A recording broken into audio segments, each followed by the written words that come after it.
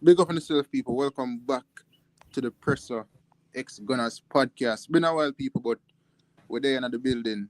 Gunners, the man himself, the man who I run the street and the man who I run YouTube. Where are you with? Yeah, bro, Skullcause genius. For real, for real, for real. It's been a while, but my find about the motivation, you see me? And my day working in a place and also. We have to run the street again, but we have a lot of things we want to discuss today surrounding football in general, plus Jamaican football, right? But we definitely have to talk about what Jamie Carragher had to say about the AFCON. I'm sure know so many have a different opinion on what Jamie Carragher had to say.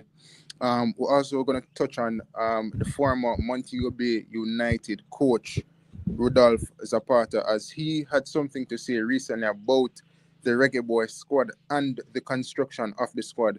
And we're also going to talk about Mr. Rudolph Speid, as he did an interview with Dicanio recently on the Gunners YouTube channel. Imploring you guys to go over there and check that out. It was a 27-minute interview, solid interview, and it was well received by the viewers as well. But for those of you guys who are just tuning in, please smash that like button. People, hit that subscribe button. Share the video as well to your friends and family, and we could get the show started. It's time to rise up. Stand and take your place. Rise up, shine like the sun. Rise up, rise up. Your journey has just begun. Rise up, rise up. Stand like the rain. Rule your destiny. Be the best that things can be. You know we start from the bottom and we reach right over the top. No matter where you do, you know say that we can't stop. We stand up and salute down to the yellow, the green, the black, and make them know. Yes, people. Now, before we get into the show, people, I have a few things I would just want to announce quickly. So, as you all know, the Gunners YouTube channel has been growing immensely over the past year and since the start of this year, right? He has done interview with Omar Davis and more recently Rudolph Speid. And there's a new addition to the Gunners team, so we would like to announce the new addition to the Gunners team, and it's none other than Real Riley Dunn. So he'll be a new presenter on the Gunners YouTube channel, and they can speak more on this. Yeah, bro. So you guys can just expect to see Riley, Shama Riley, on the channel a bit more often, as we aim to give you guys content more consistently. As you guys know, I'm me alone. So yeah, we'll get on Mr. Riley as a presenter. He's young. He has experience as well in the Manning Cup space, covering St. Catherine High. And he's a good presenter. So I think it's someone that will be very, very good on the platform. And yeah, hopefully you guys take on to him and you guys enjoy the content that he makes, So yeah, man, that's a new member of the Gunners team. Real Rally Don, you can follow him on Instagram as well. He's well known on Instagram, so yeah, big up. Yeah, definitely. Big up to Rally Don, and I'm kind of glad to say, him get this opportunity for kind of laying at the space and grow as well, because as two youngsters we always want people their own full age for kind of, you see me I say, interact with.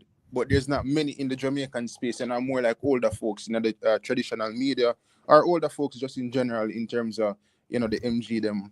Maybe MG not gonna like some call him older folks, but MG get me I say, but the older YouTuber them, you see me I say, more like old people kind of do the YouTube thing and them type of thing than the presenting thing. But it is what it is still. So big up to Real Rally Dan, and you guys will see him soon. You want me to announce the next thing too? Yeah, so apart, like also with Riley as well, we have other people, you see me, that we're looking to get on. And if you want to become a part of the team, you have to be bold, you have to be creative. I'm looking for persons similar to myself, right? With a little twist, you see, because that is what Gunners is. So you have to be bold, you have to be creative. You just have to have something about you where you're not afraid of nobody and you're not afraid to talk your mind. So if you are that person, you can edit videos, you can make videos, you think that you speak well enough to present, go ahead and scan that QR code. You can scan it on the screen now, or you can find it on Instagram on my page at 876 Gunners. If you want to join the team, just go ahead and yeah, I'll contact you after. Yeah, and people, if you know, not look a young people out there, preferably well left high school or just in a university where they're in the field of media, I would like to present and know the football. I can, show them the flyer as well, or show them this video that they can apply. But they can definitely head over to 876 Gunners on Instagram and send in an application. They get me because Not the Gunners boss, brother. But watch me up here. Not the Gunners boss here. But next week, we get the show started. They get me, I say. Full time now, get the show started. Now, Gunners boss, I know so you have an opinion on this. So in recent weeks, people, Jamie Carragher had something to say about the AFCON competition, right, which is held in Africa. And Africa is a population of approximately 1.6 billion people, if I'm not mistaken, around that figure. And Jamie Carragher was on Sky Sports, and he had some comments about AFCON in which it was not received well, especially by players that play in Africa and even some people outside of Africa as well. Now I'm going to play the video clip and then to provide context, and then we'll get into the rest of it because John Obi Mikel, the Nigerian former Chelsea player, did reply, and he was really passionate about what he had to say surrounding Jamie Carragher's comments about the AFCON competition. And the question I have for you guys as well, is the AFCON a major tournament? So let me play the first video. I think the fact he's probably with Egypt and he's probably not playing in the major tournaments as such, or maybe got a great chance of winning. I think it's either the Champions League or the major tournament. Normally, the player who excels in that. You're looking at sort of Vinny Jr. and Mbappe right now. Real Madrid looking really good, going for the Champions League. Liverpool will be in that conversation, but right now he's certainly the front runner. To say AFCON is a major tournament because a lot of people are saying people not taking that. Say AFCON is a major tournament. Just so you don't. No, well, Egypt never won the World Cup, have they? No, but AFCON is big, wasn't it? Remember when him and Mane was going for it? And I'm just saying AFCON. It's a fact. It's a fact. If you win the Euros or you win the Copa America, it's deemed to be big, so the AFCON's in the same level. Well, I hope he's got a big mantelpiece because he might be adding the Premier League title to who So that was Jamie Carragher, people on Sky Sports, in which, he was talking about the fact that, okay, the AFCON is not a big tournament in the sense that, if Mohamed Salah was supposed to win the AFCON with Egypt, it wouldn't really propel him to winning a Ballon d'Or compared to like a player that plays in, like a player would play for like Liverpool, or in terms of like, if a player would play for Liverpool, right, like Salah, he did play for a European country and he win the Euros, but in this level exceptional season with Liverpool, despite not winning any trophies with Liverpool, he would have stand a higher chance of winning the Ballon d'Or in comparison to if he have a wonderful season with Liverpool, but no, win nothing with them, but would have still win the Euros if he did play for a European country. So that was the context of what Jamie Carragher was saying in terms of him saying that AFCON is not a big competition. However, a lot of people kind of misinterpreted what Jamie Carragher had to say. But before we get into the John Obi Mikel response, what do you think about what Carragher said about the AFCON competition? You think he worded it wrong, or you think what he said is what he meant? What he said is what he meant, and it was out of ignorance, because even when they corrected him saying that it was a big competition, him still push back. Like, he must say, get a grip on yourself. It's not. Right? So, bro, Jamie Carragher, I think would go as far as say he's racist like way Gunners boss say. However, he is definitely ignorant and he love chat. And you see when you put the two of them things together, you find yourself in some deep hole sometime. And the same thing him do up on CDS when he push it too far with Kate and her wife and Thierry Henry. You see me? I don't remember what was the statement when he make, but Kate have to address it. See? So, the first time this Jamie Carragher run-ins and have negative things around him on media. You see me, bro?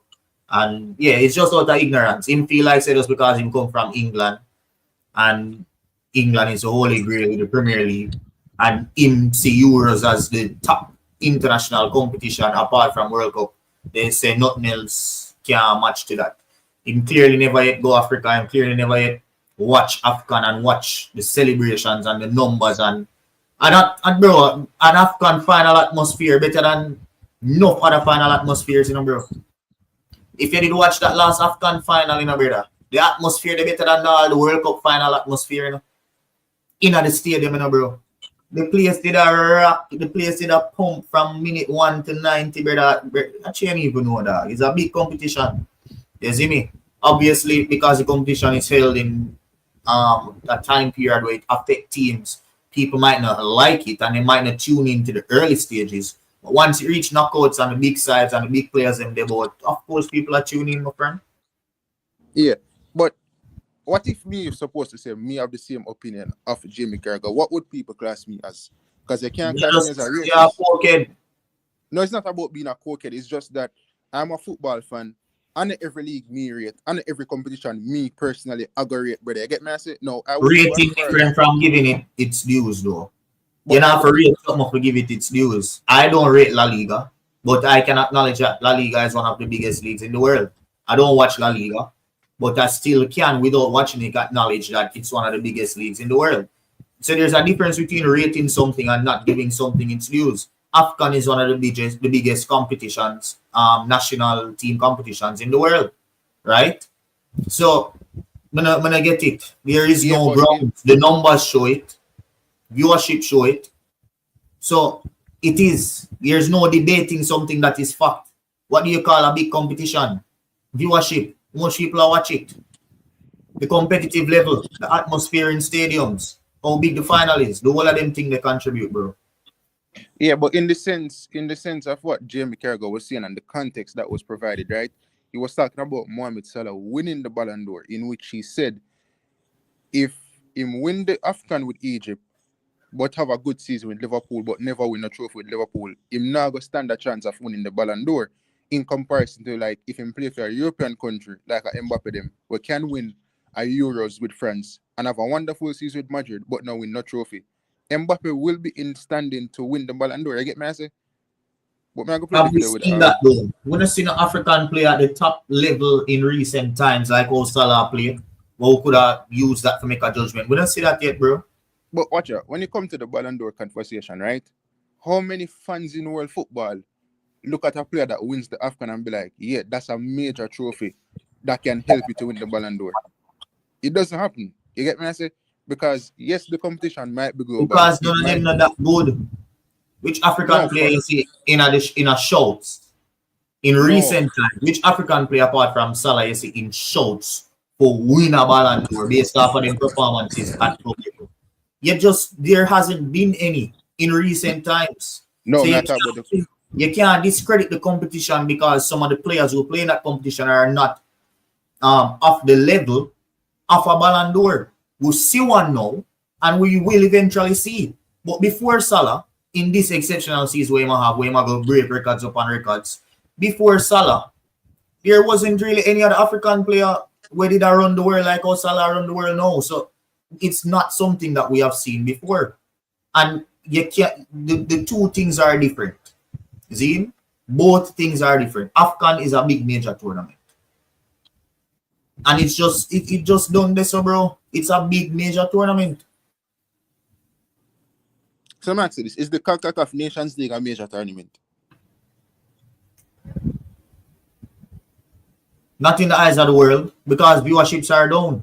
As much people will view Concacaf, though view sitting there. What name?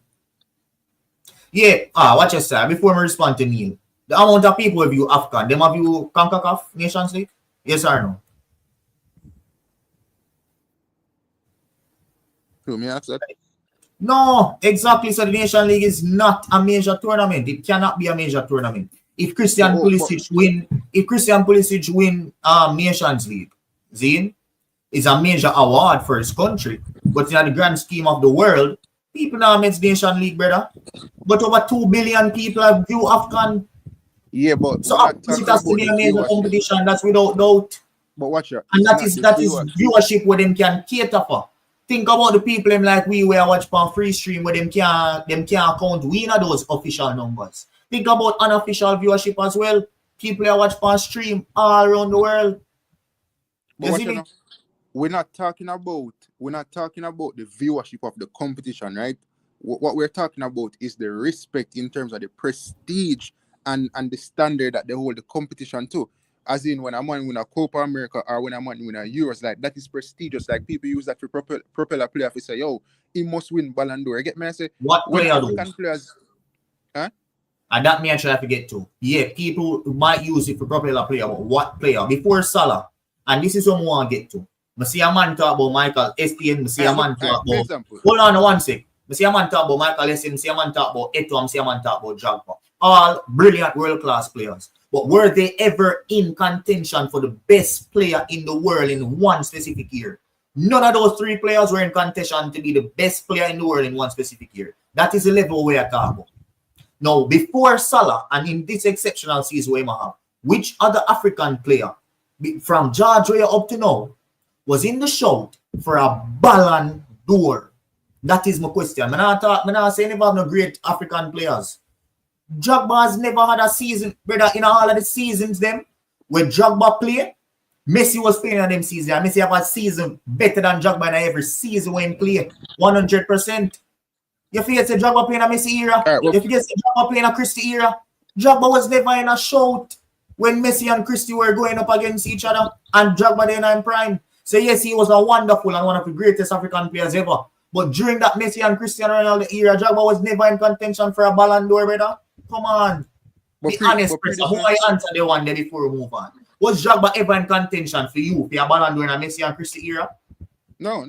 Exactly. So And even other than Ronaldo and Messi, before Salah, from George Weah all the way up to Salah, what African player was in contention to be the best player in the world for a specific year? There was none.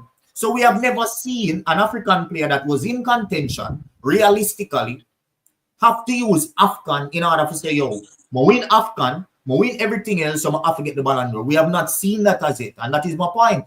This is the first real time from when they did have George Weah up to now, where an African player is the leading front runner, and if he can win African Cup of Nations, or if African Cup of Nations are keeping this year, and he can win it, then it would have been the first time an African player is a front runner, right, for a Ballon d'Or, and he win AFCON and can put that on it and say, yo, win AFCON, give him a Ballon d'Or. We have never seen it from... In terms of the season that Salah is having right now, with if AFCON is not being played this year, right? But let's say that it was being played this year, with or without AFCON, Salah having this season and going to win the Premier League or FA Cup or whatever the case is, or Carabao Cup, I believe he will win the Ballon d'Or. You get me? I say, no, the question that I would pose to you, if Rodri had played for an African country and won the AFCON, played for Man City, do you believe he would have won the Ballon d'Or? Winning the AFCON. Who that, Rodri? Who that, Rodri? Yeah. Yeah, because Rodri win, him win the treble a year there. Plus, if him did win AFCON, he still front runner. No, bro. I don't believe that. I believe it. Me not bro, believe Rodri brother, it no matter, brother. He wants him win AFCON, he would have win it to me. You know why? Because me did up to now, this is what a man wants to say. Based off of how AFCON has been run, the best player no win every year. The best player based off eyes no win every year. Zine, Thierry Henry based off eyes was a way better player in a year when Nedved win it over him. And he had better stats as well. And he won trophies as well. And Nedved still win it over him. Yes, when it comes to an international year and certain things where you achieve and your accolades bring you over the line. Zine? And to me, I Vinny win UCL year there? CC, big up if I Vinny win UCL year there. Who win UCL year when Roger win Ballon d'Or? I did Vinny? Presser, I could have gone to box side.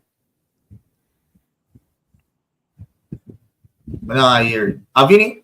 Even if Vinny win it, I still not feel him they deserve it, brother. Because Vinny no do nothing for him country, my friend. And I Brazil on my side.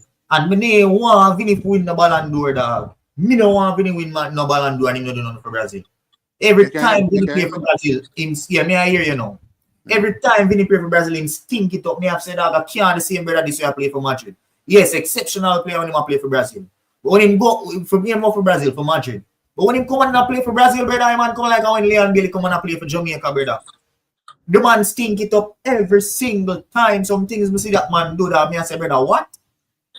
Some of them want a Vinicius Junior win nothing, no Ballon d'Or, and him could do nothing for Brazil, brother. So that is the reason specifically why me did I say Roger have to win Ballon d'Or, brother. And that's why most of the journalists across the world voted for Roger for win Ballon d'Or. Because it's that simple. You have to be able to do it on all fronts, especially if the year where you are challenged for a Ballon d'Or is a year where international competitions were being played. If Euros are played and Copa are played, AFCON are played, all of them they are played, that is taken into consideration. And we all know that international competitions in the year of a Ballon d'Or weighs heavily on who the winner is going to be.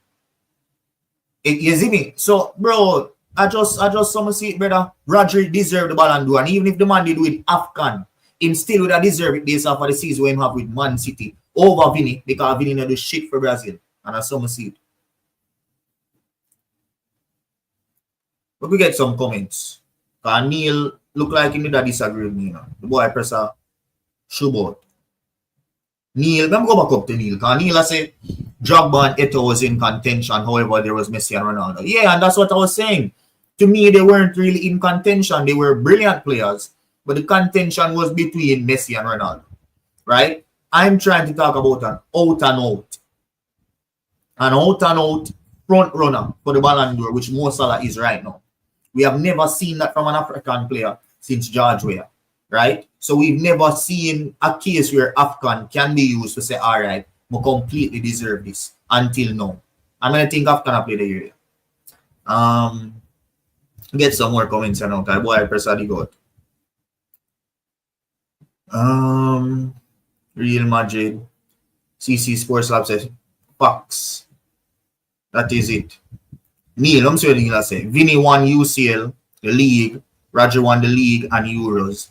Vinny didn't win Copa, and that matching up. Exactly, Neil. I agree with you 100%.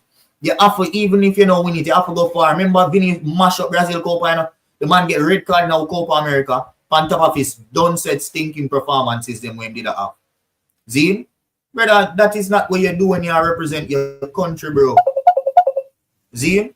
You can't do them things when you represent your country, fam.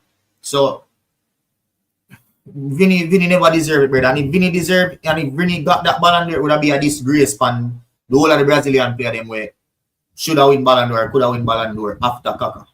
Because if Neymar win a Ballon d'Or, Vinny doesn't deserve no Ballon d'Or. Because Neymar carried Brazil to further heights and bigger heights, doing way more for his club than Vinny has done, right, when he was at Brazil.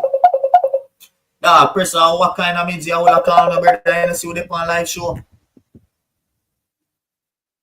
Alright, people. He want me to call. 1 second.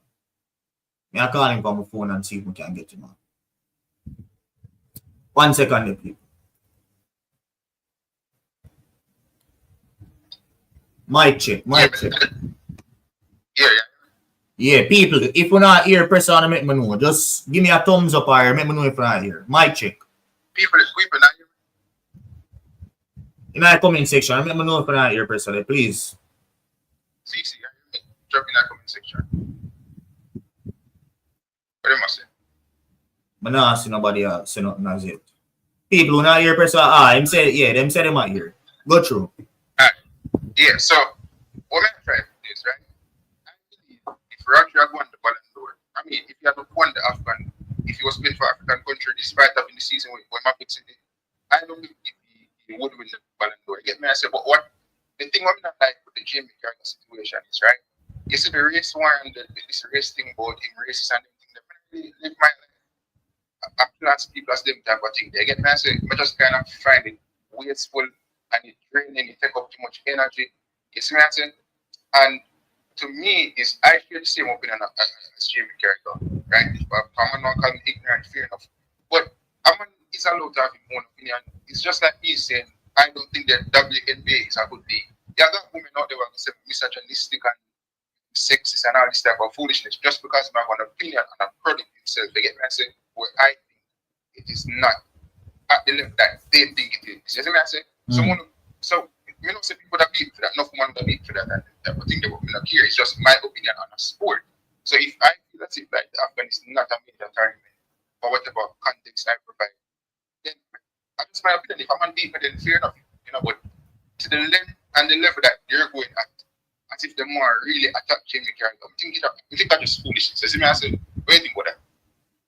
No, I have to disagree with you, brother. Jamie, you see, if this was just a one-off, we could have given him a pass. But he has done and said so many things in the past that proves how ignorant he is. And this is just another one of in the long list. So as I say, if it was a one-off thing and it just happened, we get it. But you see, because people have this built-up hatred for him, because in past and things when always I say week in, week out, you can't give him the pass for this, brother. AFCON is a major tournament, full stop. Right? Full stop. There's no debate in it. And when the man them come in and say it is a major tournament, Sturridge and Micah Richards, the man literally shrugged them off. Make we listen back the clip again. I think the fact is probably with Egypt. Yo, got through. Before I play through, I'm just going to say, who care about your opinion when you're going on James' side for that? Deep down here, I think that's stress about. I'm not getting stress about it, but I've never literally watched that AFCON competition. So, obviously, that I don't mean it deep down. I never watched AFCON before. Never, ever, ever. I see clips of the game, but I never get to sit down and watch an AFCON competition. I find it interesting. As I say, I grew up on the football, I grew up on in terms of Copa America, Euros, World Cup, the Premier League, the Champions League. And sometimes you just have interest in watching other football because watching football can be training. And me as a man, you see if I'm United, bro, or Jamaica, or one of them other big teams, I'm not really interested. You're not a football fan, brother. You're not a football fan. I grew up on the whole of them, but I also grew up on AFCON. Where they went Jagba them and John Obi Mikel them and Musa them from Germany. Them about Germany from Nigeria.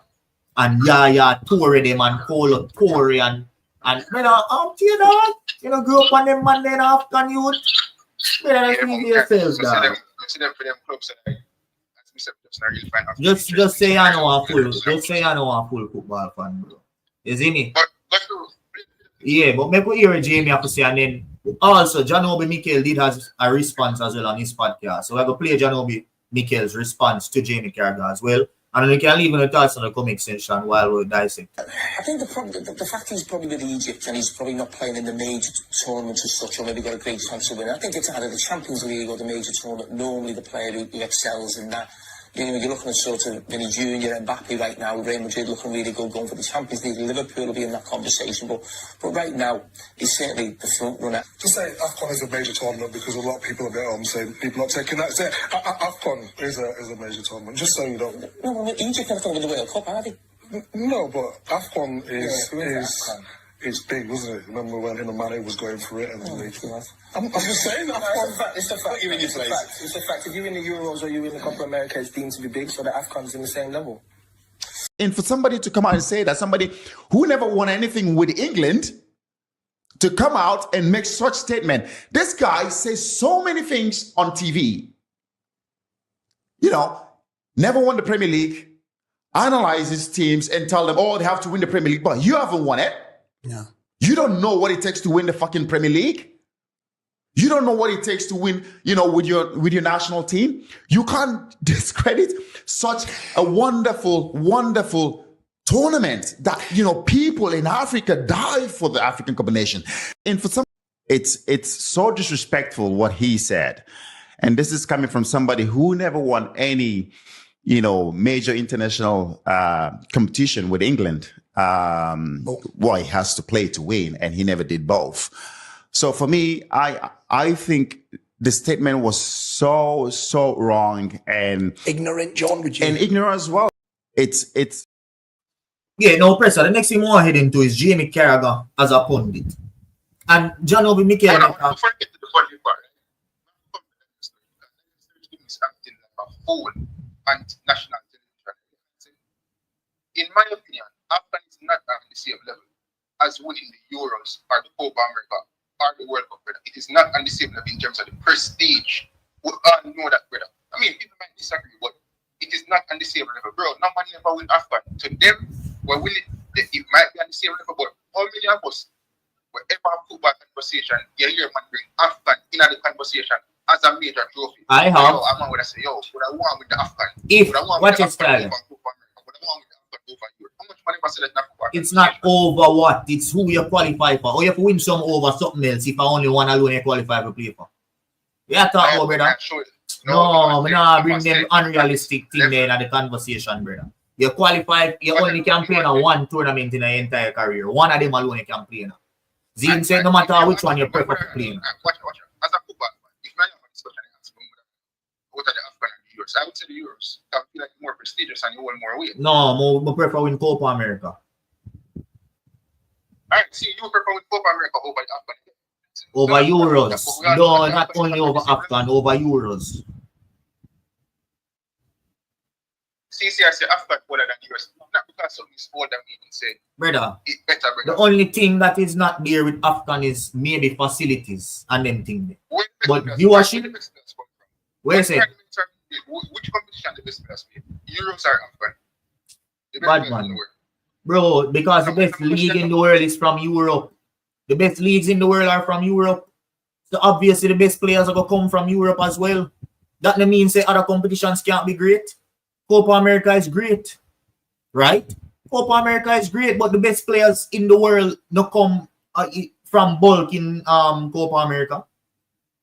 They have 1, 2, or 3 from the rest of the teams them apart from Brazil, Uruguay, and Argentina. But it's not a huge bulk where I come out of every single team. You know, so them money have 2, 3 players in every position for England and Spain and France and them thing there, bro. It's just not realistic. See? Right. Now, going into Neil Golson's comment, one sec. The man says Salah is not front running. The Ballon d'Or is wide open, which I agree with. The reason I'm saying Salah is front running is because of his stats so far.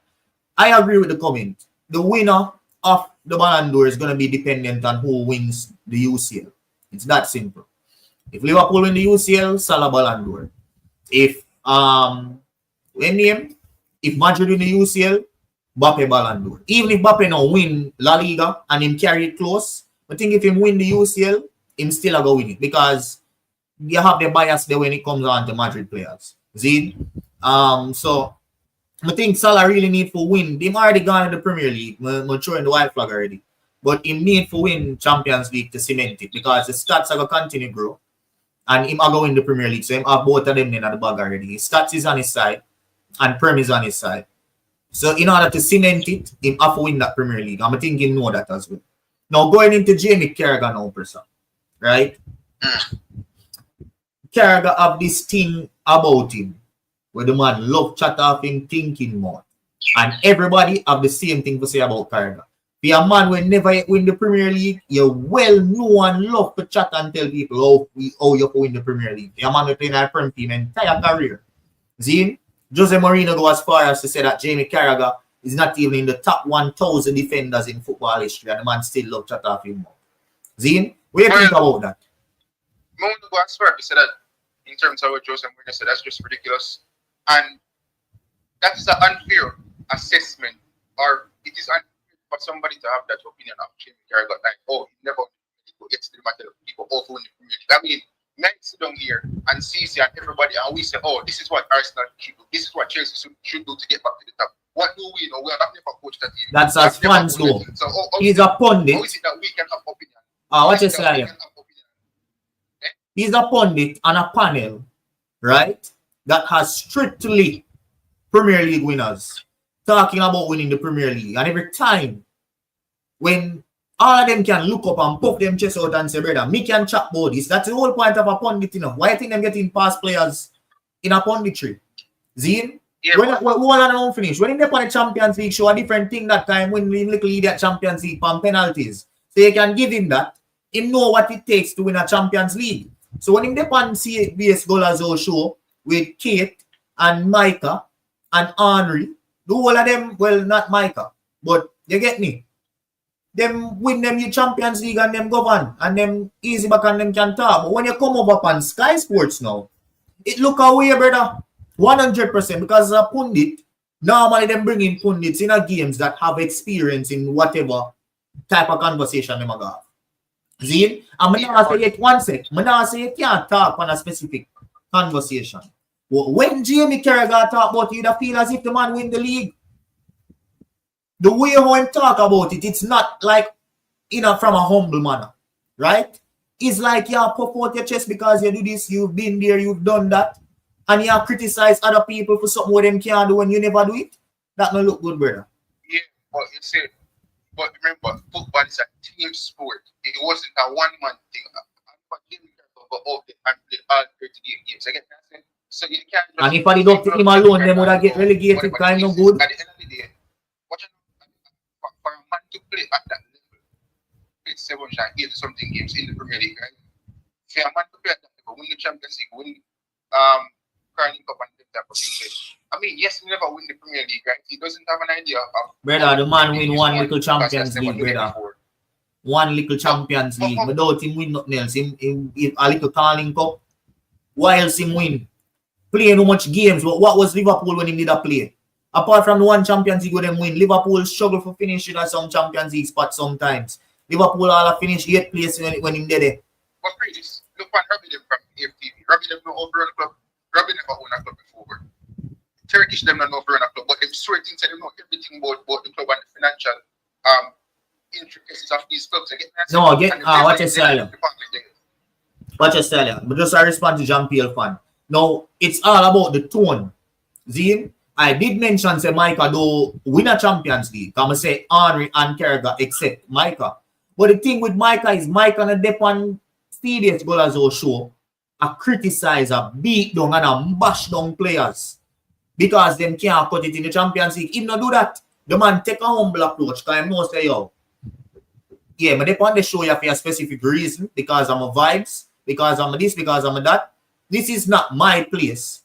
For run and tell a man how to do something what me never do yet. I have experience in other things. So if it's a conversation about our right back for play, the position when could have go in and we can give my thoughts on that. But when it comes to bashing a player and doing certain things as a former player what you never do, turn into a pundit.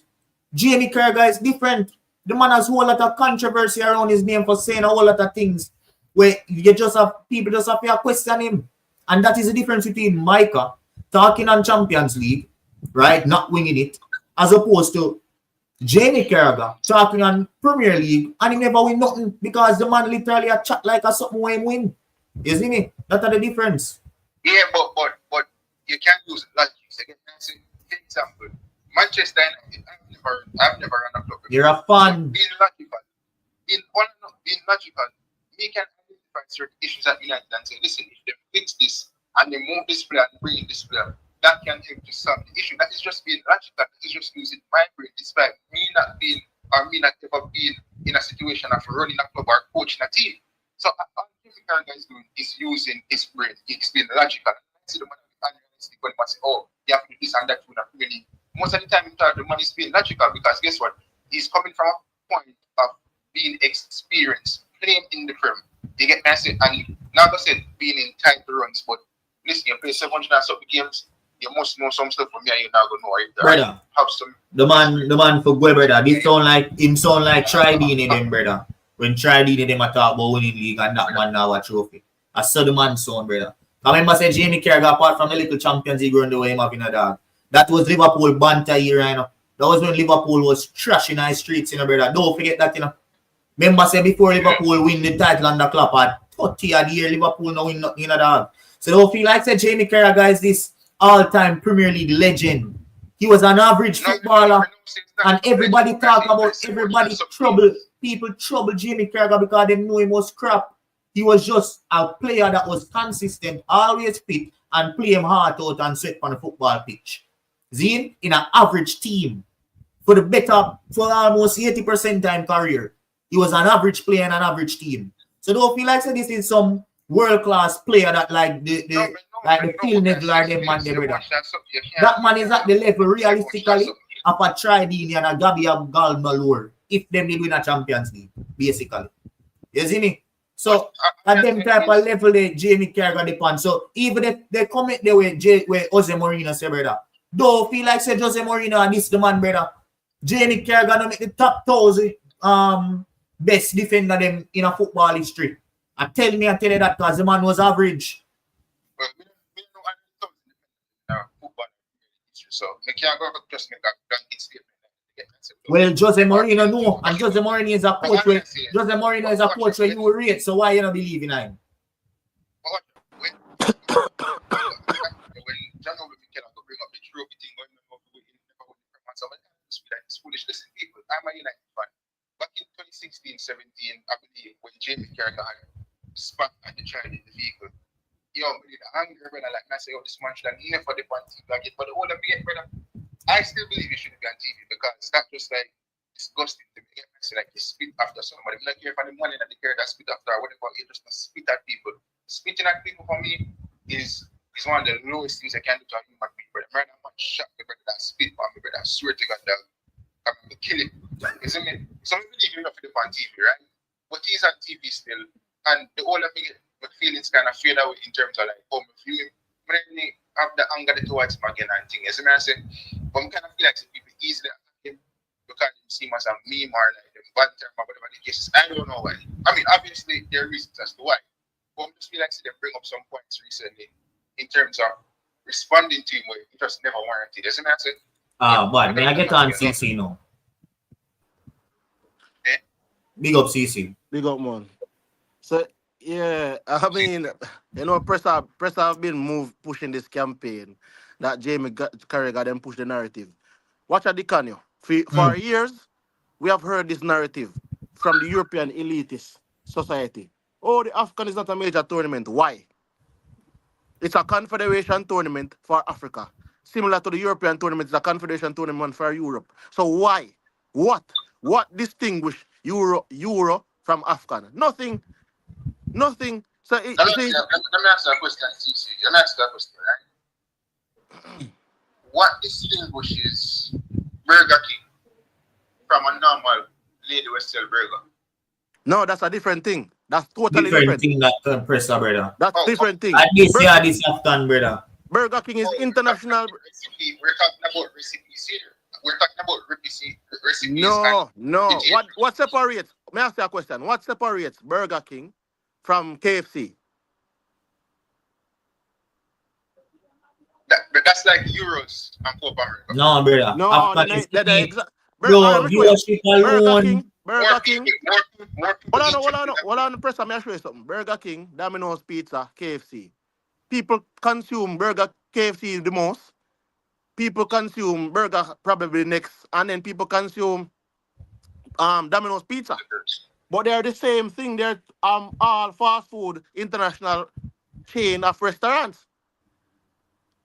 But exactly. So I'm saying to you that it is a Confederation Championship. So that means it's the highest level of competition you can play outside of the World Cup.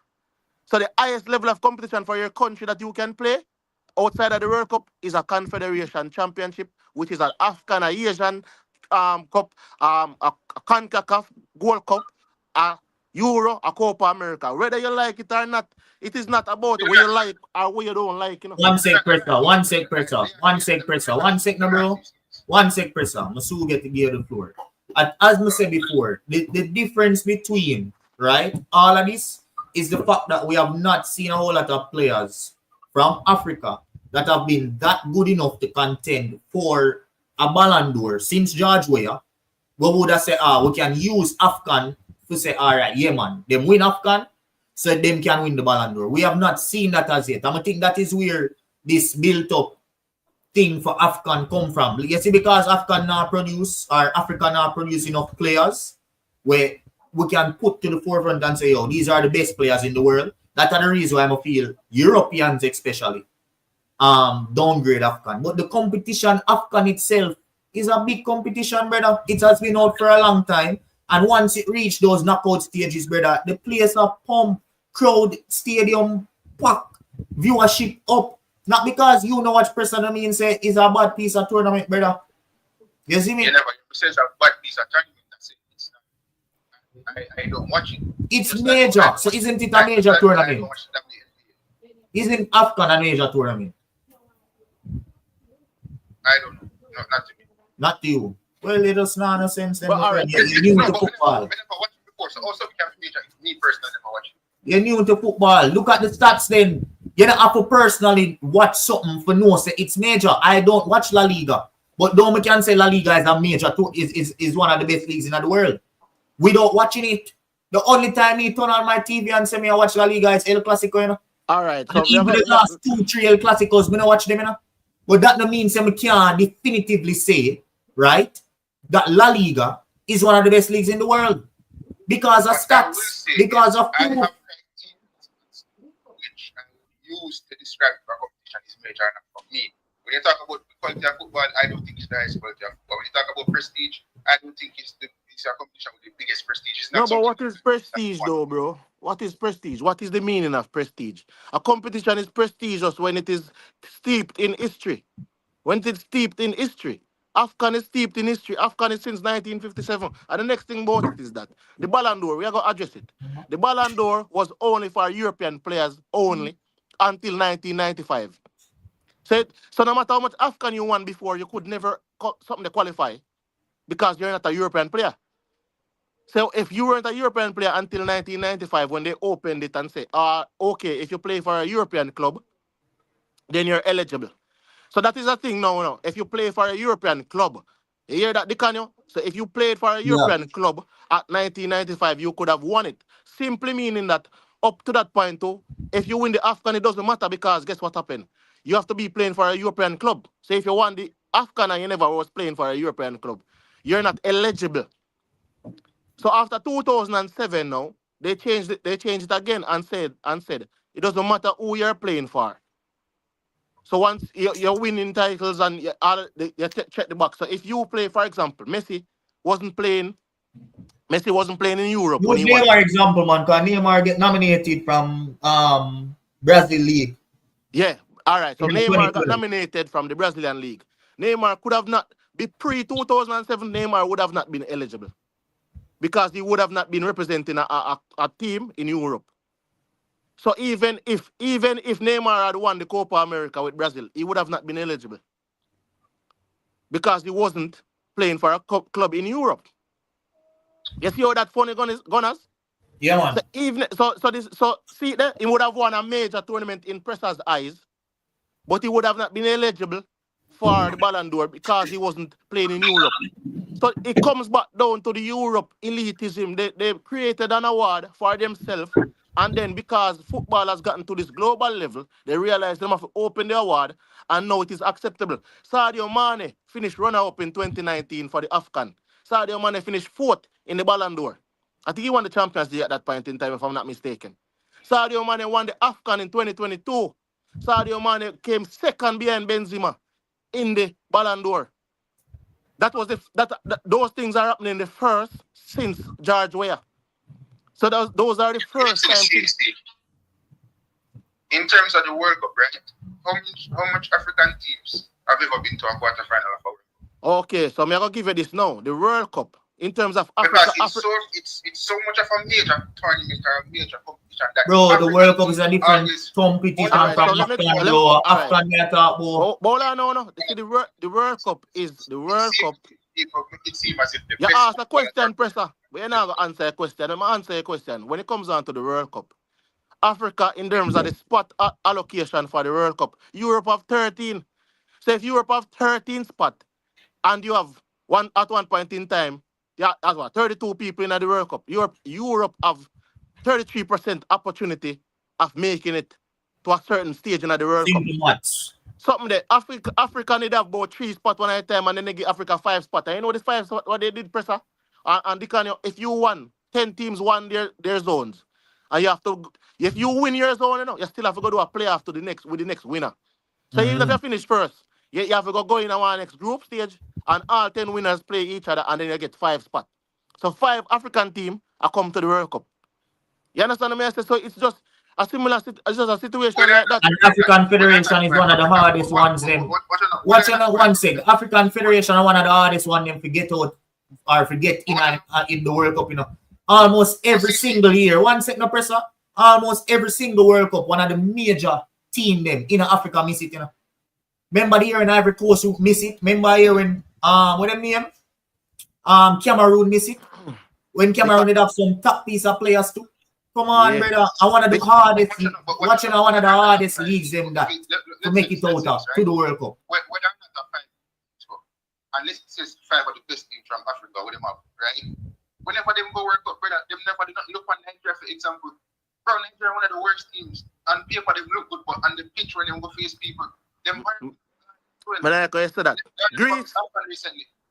Greece won the Euros in 2004. Greece is a garbage team in the World Cup. Garbage. Absolute garbage. Rubbish. Greece not good, brother. Greece won a Euros. Garbage team. That's a garbage team. Would you agree, Dicanio? It's a garbage team. Greece is a garbage, bottom of the barrel team. They're a European champion. England is not. So you see how Jamie Carragher lip off himself? They're a European champion. England is not. And they're a garbage team. I doubt Greece got 2 World Cup proper. You have African teams that have gone to far more World Cup than Greece. So are you going to tell me that Greece is a bigger, in terms of Nigeria, Greece is a bigger football nation than Nigeria? Are you kidding me? And Nigeria won so much Youth World Cup. So you can tell me that Greece is better than Ghana? Denmark won Euros. Denmark wasn't even qualified for Euros. They got invited because Yugoslavia got disqualified because of the war. And they were invited to the Euros and end up winning the Euros in 1992. What is Denmark doing in the World Cup? Nothing. They have not done anything spectacular. Morocco has been to a semi-final. Denmark not going to a semi-final in my eyes. Greece now do not need her. So all I'm trying to say is, bro, you can have teams who win these Africa. For example, Egypt win a multiple AFCON, but them not got a whole heap of World Cup. Similar to Greece winning Euro, and they have not been at multiple World Cups. You have teams like that. Them win them Confederation competition, but for some reason they're not able to translate it. Even as big as Italy. Italy won Euros and never make it to World Cup. And never make it to the World Cup. Much on a big side like Italy, around 2-3 World Cup now, them not make it to, you know. All right. So that it simply tells you that you cannot base the same. If we were to base it off that, we would consider England as like one regular side. Exactly. Because they have not won the Euros and they have not won the World Cup. You understand what I say? So we can really sit down and base and that is that. As well where John Obi Mikel did say. Jamie Carragher gonna win a Euros. Yeah. So who is he? You know, win a Euros for your country. The context of what I was saying was about how the AFCON can contribute to Salah winning a Ballon d'Or. So when he asked the kind of question, do you believe all right, for an African country who win? So let we use the context I use, Presser. The context that you're saying, how the AFCON can boost it. And I just gave you the example. Sadio Mane came second in the AFCON tournament. Went to the final, they lost. Sadio Mane finished 4th in the Ballon d'Or. Sadio Mane team won the AFCON. Won the AFCON. But they lost. They never went far in the Champions League. Sadio Mane came second. The only thing Sadio Mane really won that year was the AFCON, you know. Remember, in the Dicanio, Sadio Mane only won the AFCON, you know. Mm-hmm. When he finished second in the Ballon d'Or, you know, the man don't win nothing else. Nothing else. He did not win anything else. Push. That was literally AFCON. He won AFCON. So that's literally AFCON. So if Sadio Mane won the AFCON and the league, we would be sitting here talking about an African Ballon d'Or winner. The man literally won AFCON alone and came second. Can you imagine? And that was within, and you can't stay a long time. That was within the past 3 years. Yeah, 2020, when Benzema won it. Because Benzema won Nations League and Benzema won Champions League and Benzema have all of the individual accolades. So that kind of pushed him over the top. But the man won AFCON alone and was able to push Benzema to the final days to come second. So if AFCON wasn't major, then somebody else in Champions League from Madrid should have been over Sadio Mane. Exactly. Well, I know. That is where we're going now. In terms of Euro being major. Spain won the Euros, right? In the top 4 of the Ballon d'Or are 3 Champions League Man United. 3 Vinny in there, when in the Bellingham in there, and one other guy in there. Yamal no finish up there. So and we saw Yamal looking spectacular in the Euros. Them never give Yamal that time and don't get the Copa. Me know, but I'm just saying, they weren't looking at anybody like majority of who Danny Carvajal. All them him win the something that too, he win Euro too. But all I'm trying to say is that in the season, if him say AFCON now influence it, the fact that the youth win AFCON and it alone him win, and him could have been up there to come second, we can't go around that, bro. We can't go around that. There's no going around it. You see me? It's the World Cup by itself. You see, if you win World Cup, you're going to win Ballon d'Or.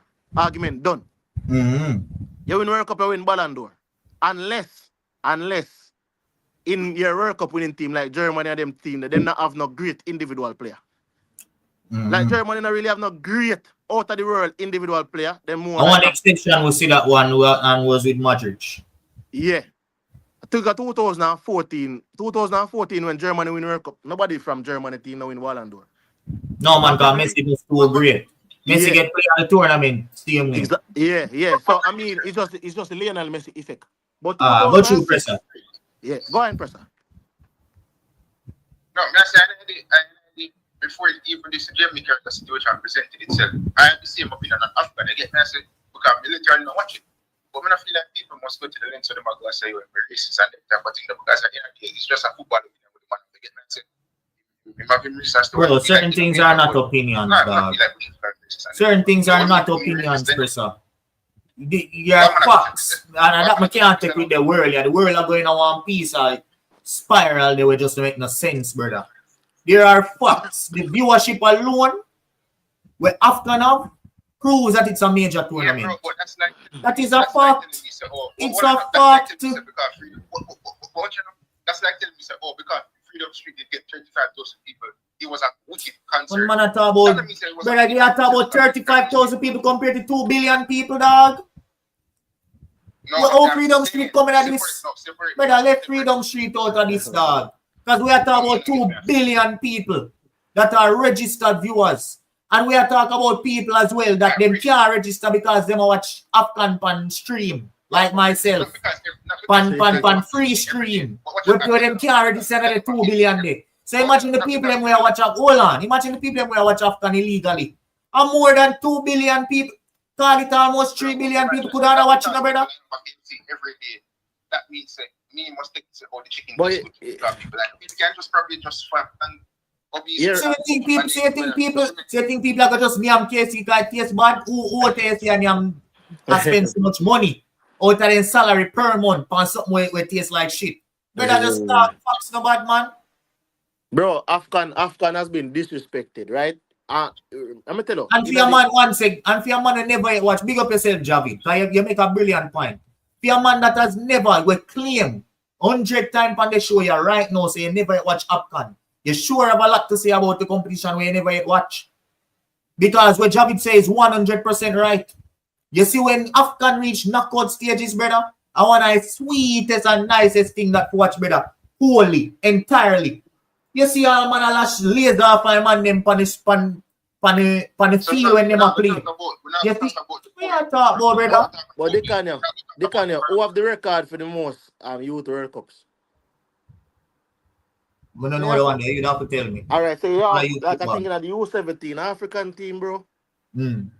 Like England, just recently England. All right, you know, say England is a disgrace. All right, let me show you something. England is a disgrace, you know, because the Jamie Carragher that you focus on. England is the only team, is the only country who have a major league where that hasn't won the Euros or the World Cup in the last.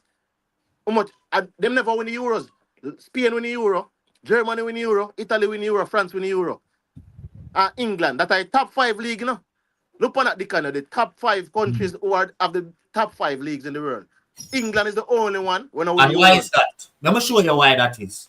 Look at the top teams in the Premier League and look at them starting 11.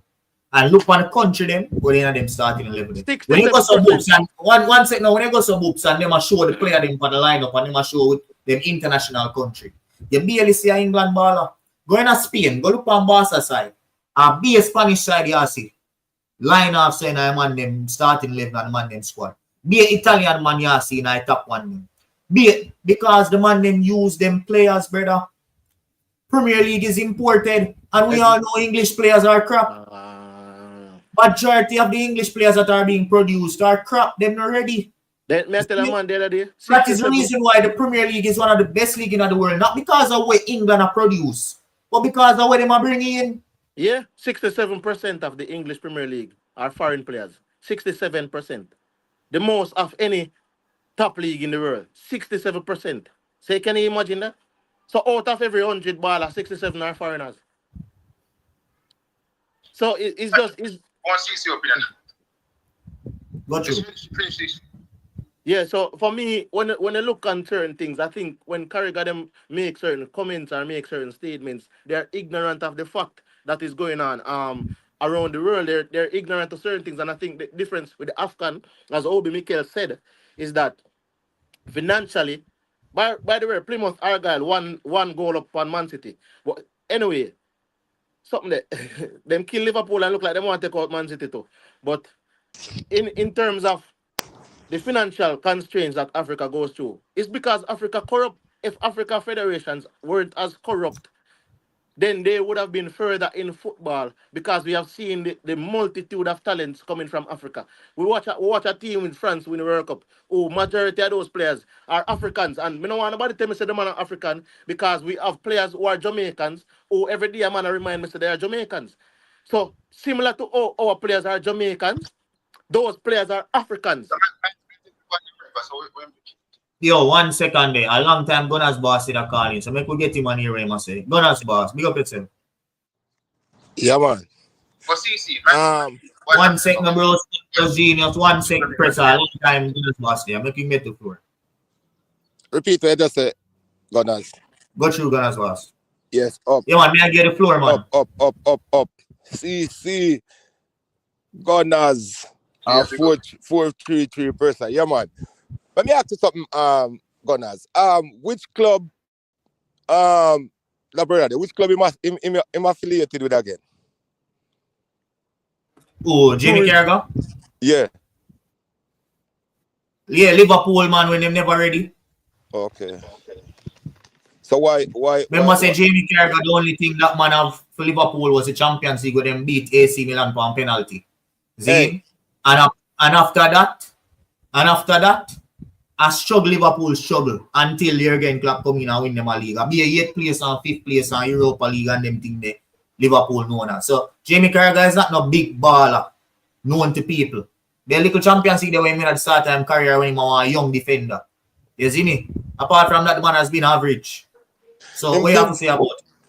Him been showing himself for years. Mm-hmm. During him broadcasting career. And him been showing himself. So he is what he is. And him said that you can see the instant pushback where him get from him panel. So that me to say him alone they over the attack foolishness. I don't know why Presser take that side there now, because Presser have a tendency to take the side that's I think with people that say nobody can beat you, but we say him a get beaten. So him a look for some beating because him a look some clicks. So it's not that, but people just come in like, oh, nice. People just always have different opinions. They might seem like I always got an unfavorable opinion, but that's not the case. Okay, it's not favorable to you, but I don't really English. Hey, not for you, but that's what because I said like in life, everybody can go try the same thing. You see what I'm saying? Opinion different from fact, you know. And that is what this generation need to understand, brother. You can't challenge fact. But see that now. It's a fact. It's a major competition. Your opinion no matter when it comes to facts, brother. It's a major opinion fact. You can't have a competition with over 2 billion people. So what kind of people support your process publicly saying this? So they are clearly was quote unquote or whatever regarded as one of the best right backs in the world that season. If Jamaica had won the Concacaf Champions League with Leon Bale playing, he should have won the Ballon d'Or. Yeah, idiot. Well, it's a major competition, isn't it? Well, Leon Bale win a Champions League. Well, Leon Bale win a Champions League. He's one of the best swimmers in the world, and he would have won the Concacaf. You sound stupid. But watch this now. What did Leon Bale win the Champions League? I keep on telling people, you know, what you do for your club, for your country. I don't think it is weighed heavily on the Ballon d'Or or those individual awards. Oh man, but disagree with you. But disagree with you. You know why? Because club country competitions, they don't come around as often. So when they do actually come around, so you see when they do actually come around in that specific year, it is heavily weighed. But we have 3 Ballons d'Or leading up to the World Cup because that 3 more years before the World Cup comes. So what that have to do with what you do for your country and the World Cup during those times? No man, it's simultaneous. What you gonna boss? May I show you something? May I show you where opinion and facts. Opinion can be foolish and some people are gonna believe in it. Some people in America feel like the Super Bowl is the biggest thing in the world. And it is not. No, nobody said it is the biggest thing in the world. It is one of the most popular feud sports No, in the what me I world say as is a Gunners boss. one-off sport. Yeah, but I'm saying to you that people think that the Super Bowl is bigger than the World Cup final. No, nobody. I don't know. No, man. People It's think that in no. the US, my friend. People think that in the US. So I'm saying to you I that don't even. I don't think even the people in the US who know the football, because they still rate football is rate. Soccer is rate over football worldwide, and anybody will not know that idiot. but what you're gonna, I gave that opinion because I'm trying to show pressure that people can have an opinion, but it is a foolish opinion. So But that is not an opinion. That is not an opinion when no sensible people in America have. No, so Exactly, and that we are trying to hold on. Gunners boss, the opinion that the NBA champion is the world champion. No, here what happened. America have the tendency to they have this Napoleon complex where we call him name Goliath complex, where they think they're bigger than everything else. So because they think that they think they look at themselves as the world. All right, thank you, Gunners boss. Hold on, no, I'm just trying to. Boy, press a pick up from them, man. And I'm saying I am just trying to make me finish, no man. So what? So what? Me grew up not watching the AFCON. So one of them yeah, if you don't go back in the AFCON, that means they can't accept it's a major tournament. Do you watch? Watch ya. 1 sec, Gunners boss. Do you watch La Liga? Do you watch Italian league? No, you do not, pressure. But though you can acknowledge that they are one of the biggest leagues in the world. Yes. Sure. I don't watch it. They need to always put himself in some position just to pick up him on a point, you know. And in our next show in the future, you're going to hear him call the league big. And look how I'm going to call you out. Around 2 or 3 times with this year already, you know. So you tell me, say, Italian League and La Liga is not one of the best leagues in the world. You can't definitively say that. No, answer the question, Presser. Can't you definitively say that La Liga and Serie A are one of the best leagues in the world? Brethren, what they do I show somebody make no talk over each other, man. Make one man talk. If a man asks you a question, just answer it. Yo, mother rate this show and tell me when I'm my time, boss, man. Operate the show, Presser. Gunners. Operate the show. Be moderate the show. Every weekend, the jerk pot man sell out in pork. Every weekend. It's every weekend. That's like someone that say, oh, pork tastes good, brother. Yo, Presser, watch your style. I'm muted out. Your analogies, them a piss me off. May I get on the next call? Yes, Presser, as me say, Presser thing is Presser agree with me, say that is what it is. You know, everybody can. You know what happened when me go America, you know, I Brooklyn, New York, you know, I'll show you how this thing works. 1993, Patrick Ewing are the biggest thing in New York. Every Jamaican depend Patrick Ewing side, you know. And when me go in at the place where the man them, you know, me tell them say Shaquille win 10 championship before Patrick Ewing win one. You know, I never know the basketball like that, you know, but me just see the flare and fire where Shaq play with versus Patrick Ewing. I know that, you know. And it proved me wrong. Patrick Ewing don't win one. And the man them, they think a little money me win and lose up a one place named Old Man Corner, up a Parkside and Aston, Brooklyn, New York, with some big man. I bet basketball game, brethren, them time there. So I the same thing me I show you say, me sometimes me go on the opposite just to create an argument. Like him say, is not this sport thing now is not based on fact. Most of the time it's based on take. Throw up as much crap as you can throw on the wall and see what sticks and what get the comment and the thing going. Now you can move on to the next caller. All right, big up yourself, Jeremy. Me there, man. Me not gone. Me there still, but me not. I mean, me have to make everybody talk, you know. Yeah, man. Gunners, boss. Big up yourself. Big up yourself, Gunners. Who said? Mr. Host, big up yourself. Big up yourself. Pastor, big up yourself. So here's my take on this, right? The last African Nations Cup. Do you know how many people watch it? Over 2 billion. Yes, that is huge. That is huge. But here's what now. To white people, it is not in their interest. It is not something that's marketable to them, right? To European, right? So what Jamie Carragher said was a very ignorant and undertalk statement, right? I could see if that was a Caribbean Cup, right? a cup from Concacaf, right? But say that it's a nations cup, it's a continent cup. You can't disrespect the man in football like that, right? I was listening to John Obi Mikel. Y'all remember him, right? From Chelsea. Hello? Yeah, man. John Obi. All right. He was on a podcast yesterday and he was going back. If you guys were watching the Premier League from I know you know me, that's why you guys are young. But if you guys were watching the Premier League from back then, right, when there was not much Africans in it, right? When you have a team like Marino, when Marino go Africa, the man they love him and them respect him. You know what Africans see the man bossing that Premier League? Did their job, bro. Just keep on going, all right? These guys come and make the Premier League much better, right? So what he was saying that when they look down upon African football, right, it is wrong. Now look, Lionel Messi won the last freaking Ballon d'Or. Do you know why Lionel Messi get it over Lewandowski? Because he won the Copa America. That's why they gave it to him, right? Brother, almost 2 billion people watch the African Nations Cup. You can't disrespect the man and thing like that, right? And because it is not marketed to white people, you're gonna mark it down. No, bro, it is a big tournament. Wait, no, brother, give man when man done no pressure, brother. I'm gonna give you the floor. The man done pressure, right? So you just can't just work on the people. If you look at the African players that were in the Premier League, we play around the world. Yeah, Tory. This is brother. These are world-class beaters. You know, George Weah was the only African player, and the reason why African do not get it because of politics, right? There's some world-class players in Africa. You can't do what Mo Salah is doing right now. You don't play. So it's a disrespect, and I look down to that because it's not marketable to white people. That's one of the main reasons.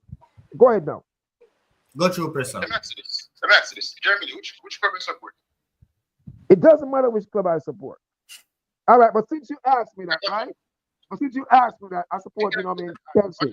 I support Chelsea. You say you come out and say I'm the 3 trophy, including the Carabao Cup, not the Carabao Cup, the Community Shield. Why would you respect the Community Shield the same way you respect the Champions League and the Premier League and the Diamond Trophy? Bro, that has no correlation. That has no correlation. It has no correlation. Your question, how does your question tie into this conversation? It has no correlation. Diversion. What you have to do to get to a Champions League compared to what you have to do to get to a Community Shield? What is the representation of a Community Shield? It's a charity event. Is the Champions League a charity event? Brother, this is what you are asking. There's no correlation to this conversation. But it's a trophy. Brother, no. Bro, dog, just go on, brother. You're talking about club football now. We're talking about international football. The Concacaf Nations League is just as valuable as the Euros, Copa America, and the AFCON. Not in my opinion. Not in my opinion. Because Christian Pulisic, brother, because of its viewership. Because of its viewership. What's your style?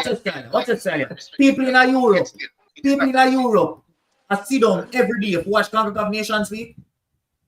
People all around the world are sit down every day to watch Concacaf Nations League. Concacaf Nations League get 2 billion viewers.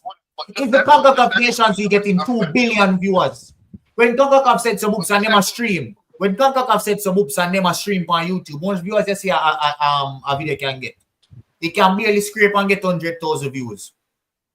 Can I say one last thing real quick? We are talking about, brother. Yeah. Can I say one thing real quick? One of the problem is, right, is the time when the African Nation League is being played. It's played in January. I don't know why, but I think they should try and move it, to the summer. But John Obi Mikel did say that it was due to the weather. So in that same interview that I played, the same interview that I played, I was watching it, and he said that they tried because they realized that is another reason why people don't take on to the AFCON, because they kind of dislike and despise AFCON to take them players mid-season, right? Exactly. Brother, yeah, you know exactly what you're talking about. You know what yeah, so he did go on to say in that interview, so them always try to see them could have fit it in when Euros and Copa play, but them said the climate in Africa is too hot. So the player they manage it. That's exactly right, bro. You're exactly right. It's almost reminiscent to when the Qatar World Cup had to be played in December. Yeah, you're exactly. It was played in the summer. You see the difference though, right? The player them would have Qatar if we move the World Cup, we're playing our summer because of have money. And right, you know, and nobody now complain about it. But let the African nation try to do something like that. Exactly. And Qatar don't have no ball. I want to play football over Qatar. Some look at man a garbage football. Qatar don't have no ball over there. What has Qatar contributed to football? Nothing but money. You know what, nothing. All them people bribe and bribe. Right? Bro, you have to look at it, bro. You have to look at the both context of it, bro. It's because they're black, and I'm not just putting in, you know, I'm not just throwing this in it, right? When you look at the class of African players, them that in the Premier League, bro, these were world-class beaters, right? And so if we look wrong on the man in the league like that, bro, it's wrong. But during the interview, right, he said the African nations, right, them can do much better in marketing, right? And so that's what he blamed them for. Infrastructure and marketing. And he said, once them get that much better, it's on par with Europe. Because they sought after African players. So they can't don't play nobody anything. It is disrespect, it is ignorance, all that bullshit, yo. Excuse my language, man. Jimmy, watch out, Jimmy. Me now watch the WNBA. Yeah, yeah, you bring the conversation go to different levels, so we're not talking about it. Watch the style. We'll move on to the next topic while we have the panelists them on.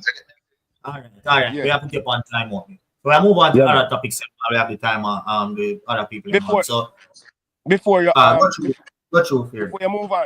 move on to the next topic, Gunners. I want to pay for my argument when I've been using for years now, you know. Me hear you finally agree with it, you know. So I want a little thing for me cash app feed. I'm gonna send you a cash app in that. I'm gonna email you a cash app because you want to know. A long time me asking the question, you know. CC me might can be my weakness because me and him have discussions behind the scenes in the green room. Now, I've been asking why we continue pursuing players from England when England does not have many great football players. What they have the greatest or the number one league in the world because based on the product. England Premier League and what it named before it becomes. Hold on, before the English Premier League becomes what it was now. When they wasn't including the Brazilians and the Africans and those black players and them, they was trash. They wasn't producing no great players like that. Look at it. Look back and see how many great players they before them start include the Ian Wrights and the Terry and them man they include in the English Premier League. Yeah, you used to have 1 and 2 club and win everything because they could afford the best players them were there in England. But it was trash, man. So stop it. And it's still not the competition is great not based on the English product. It's based on the clubs them have money and can buy the best players from across the world and bring them there in our combined group to play. And now we use that and expect the Leon Baileys and these people to come back and play with some average player for them country and give us the same kind of production. It is different. Gunners, no, we can't stop that. Gunners, you hear what I said earlier? I think, you know me, you're about on the same age, right? I was saying, I think these guys are much younger.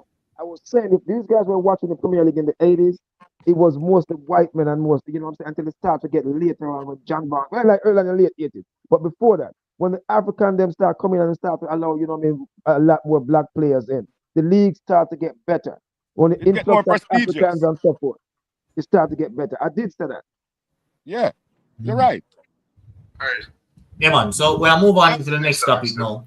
And that is with Zapata, Rudolph Zapata. So he was a former coach, as you know, CC at Mobi United.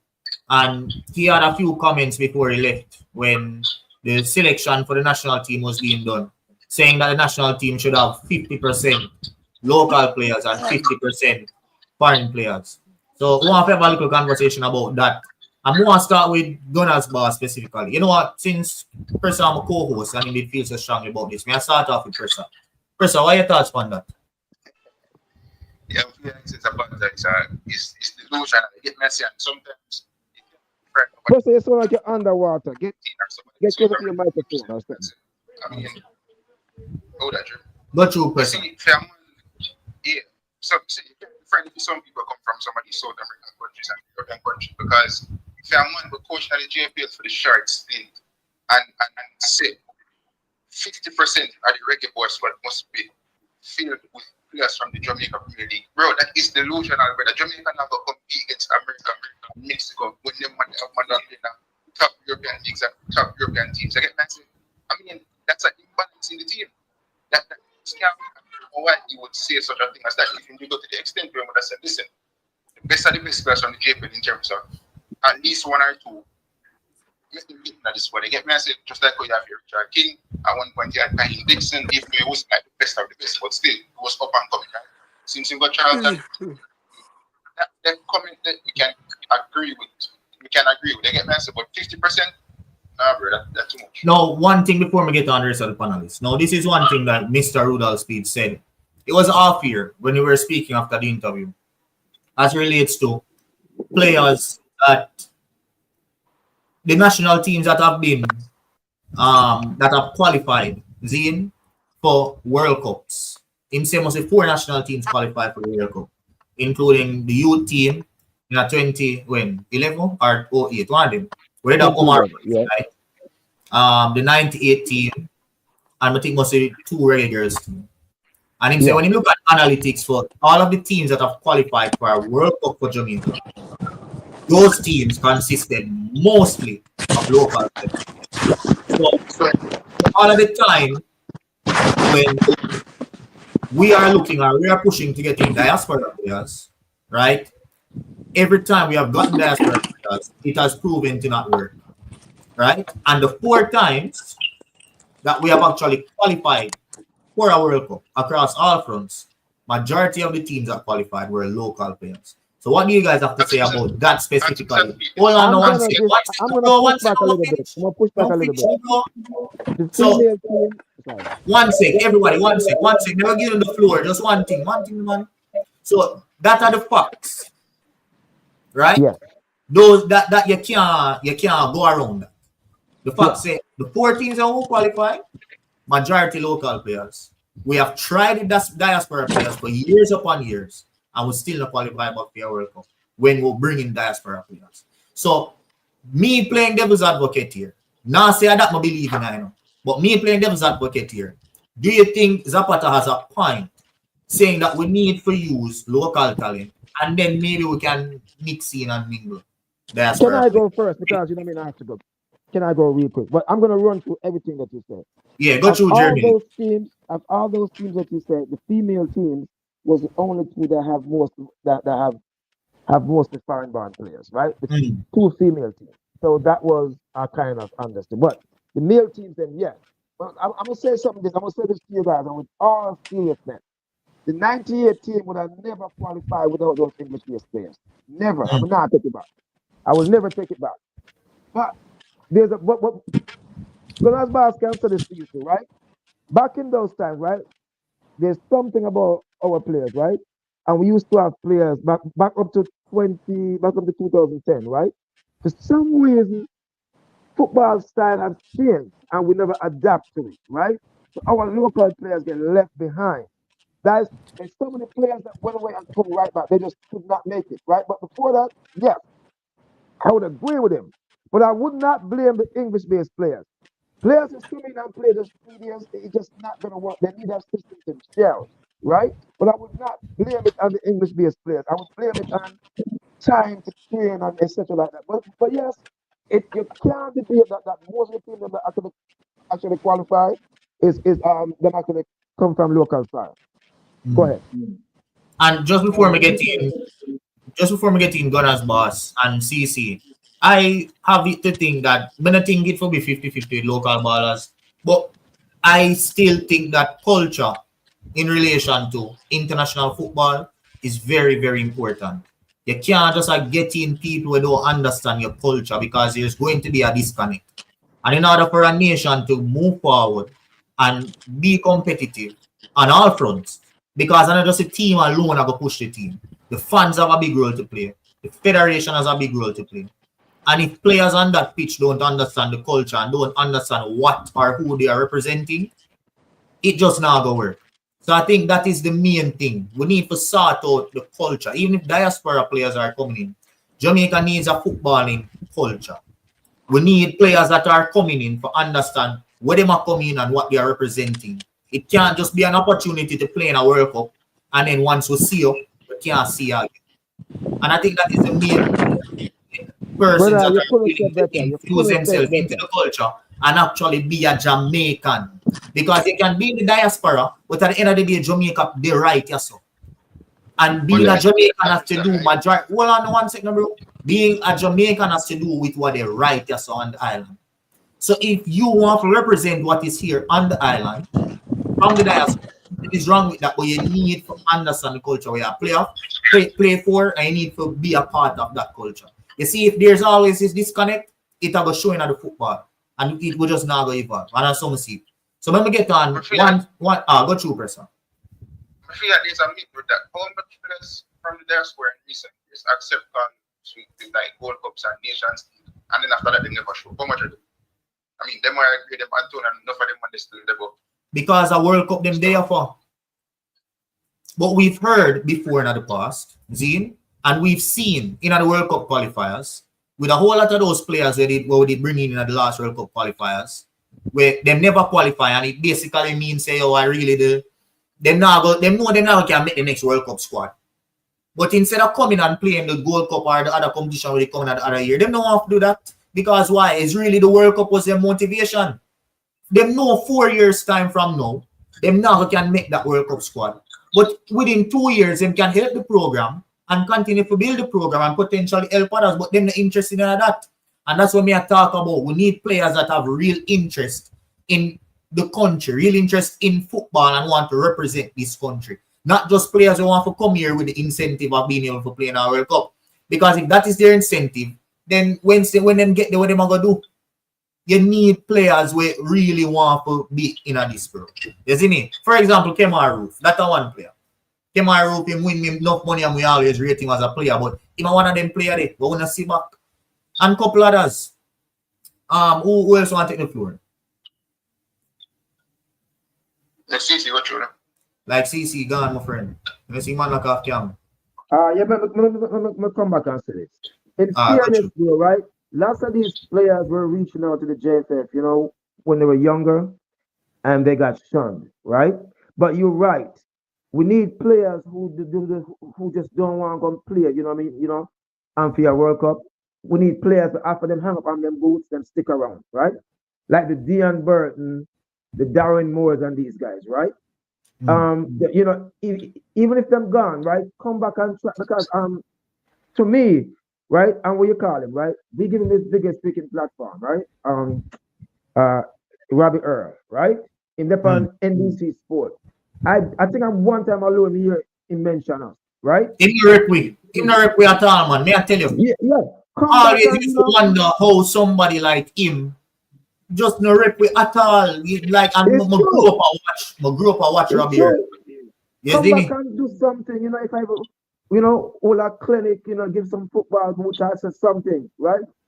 Because we put that on him resume and score a World Cup goal. That's big, that's big for him thing, you know, right? And England was not gonna give it to him, right? And we give it to him, right? Marcus Gill, when I hear Marcus Gill do an interview, right? Inside those guys were bickering about, you know, me money. All I want to do, man, is just play, right? It's just play. But in fairness, though, the federation should also do something, you know, for these guys after the game. The 98 World Cup squad never got honor, right? And it still can be done, right? They need to respect the past and present players too, right? But you're right. We don't want people just to come and play and have the culture, right? We need people who but then you know what I think, bro? I think as our coaching get much better and we can hire a real local coach who know the game, I think the culture will change. What say you?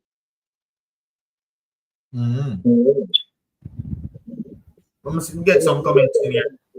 Yeah. Riley, don't big up yourself. people, this is the guy I was telling you about that will be presenting. You guys can expect him in pre-recorded videos. Welcome to the team. For example, y'all remember the Reggae Boyz team with Demar Phillips, Joey McAnuff, Maria Rudolph Austin. That was a team that had culture. And yeah, and even though they never get to a World Cup final or get to the World Cup finals, I say, them still carry to back-to-back World Cup finals. I want to see that again. Them at least give it contention and give us something for fight for in regards to winning a trophy we can be proud of. See? So, yeah, bro, them need to have that culture, bro. Without the culture, we're not going nowhere, brother. I just some see. First thing. Even the first that's like bro, international football is different from club football, bro. You're representing a nation, not a club crest. Stop talking about Manchester United. Club football different from international football, brother. That's not 14 position. Oh, well, kids are passionate. They grew up as academic kids. They know the football, they know the club, and they put them. Nah, everybody you try bring your stinking idiot side when I go nowhere until the day you're old and grey up. Till the day you're old and grey up. Your side will never improve and you keep on bring up your side in our Reggae Boyz conversations, my friend. Stop bringing Manchester United in our Reggae Boyz conversations, my friend. They are not going anywhere until you're old and grey up. You see me? You will not see a club rise again. So just load them out of our conversations, my friend. Load them out of this now. Since that culture wins football games, I did not say culture wins football games. I said culture brings camaraderie, which we have not seen from this recent set of Reggae Boyz scrap, brother. I want to see that. There's a huge disconnect. Not only with the fans and the team, but also in the team. Me know that 100% a disconnect in our team. You see me? The players need to understand the culture. You're not just come here just for win a World Cup. You come here to represent the country. What is the country? The nation Jamaica. Jamaicans. You come to represent us. You need to infuse yourself in that culture so you can understand why you are playing. International football different from club football, brother. If you don't understand that, you just have to come. You might not give your all because you just feel like say, man, we just there try to do a thing. You see me? You need to get yourself in that bad man. And we all hear about where Rennie Simons do with all of them where them coming. Never there, but I hear of it. And them did infuse in the culture. There was a vibe throughout the camp. No matter which far you come from. All of we move as one. All of we feel like we are one and all of we deserve for there. There's no disconnect between diaspora and local. I think the difference is with them and them boy and all this. It's like them when they in a team group like some girl like soft, but it's man say them too posh, but say them no struggle. And let me just get Nitro comment. I'm not saying Jamaica culture is not alive in the diaspora, but to be very honest, the players that we are getting in are not infused in the culture. The diaspora players that we are getting, them not infused in our culture for 100% like that, bro. Because all of them grew up and look for go represent England. Them no business about a Jamaica until them realize that them can't get in England. Them just say, all right, exactly, bro. Then if it wasn't exactly, brother. You see me? We not talk about regular diaspora people like Gunners boss or I'm gonna know if Germany they in a diaspora. We know that them people they infused in the culture. We know that them people they know what it means to be a Jamaican. We not talk about them type of persons. One sec, no pressure, one sec. We are talk about the players them where them try to represent England all them career and when them reach 28 and them are like the Isaac Cadence, right? Of this world. Them say, yo, that is not a possibility. And them come to Jamaica with the motivation of winning a World Cup. Not winning, getting to the World Cup. See, them they are the type of players when we are talk about we are trying to get in, we're not infused into the culture. Them don't know what it means to be a Jamaican. When them come, them not supposed to just a forward and say, yo, me a forward just for play ball and then me a dip and go back. We need them to be a part of the culture and know what it means to represent Jamaica. Otherwise, we don't want you to represent the country, brother. Representing a country is something of pride. You see me? You're supposed to know what it means to represent them colors there.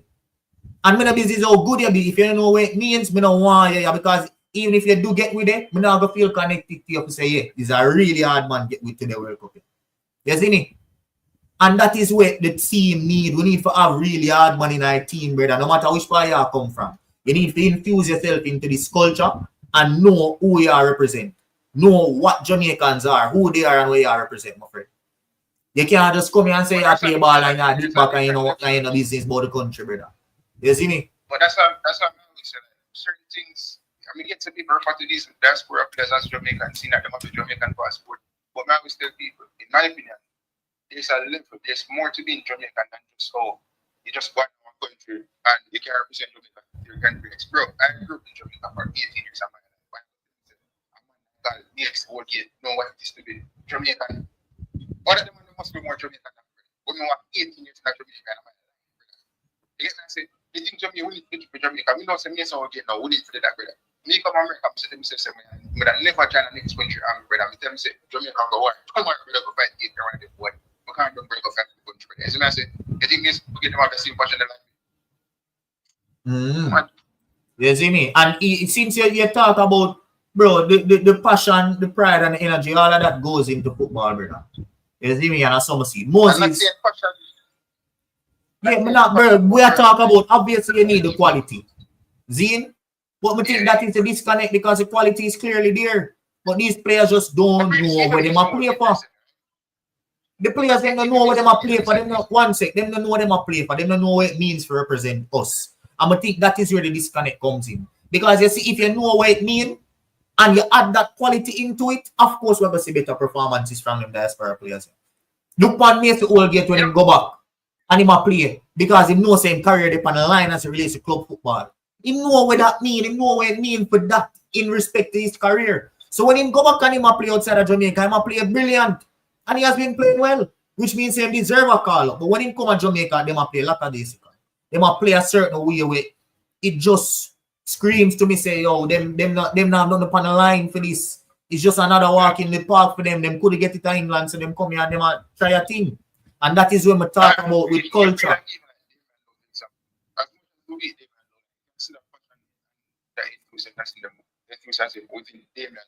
Imagine Damian's old passion with Mason Holgate's quality. You see me? And that me I try to get in, but maybe get some comments. Moses says, does the Jamaican born players infuse into the culture? And not to disrespect you, but that is just such a stupid question. You're born in the country. You're raised in the country. Why would you not be infused into the culture? What would that stop you from being infused into the culture if you're born and raised in Jamaica? I'm not get the one there at all, Moses. You have to address the one.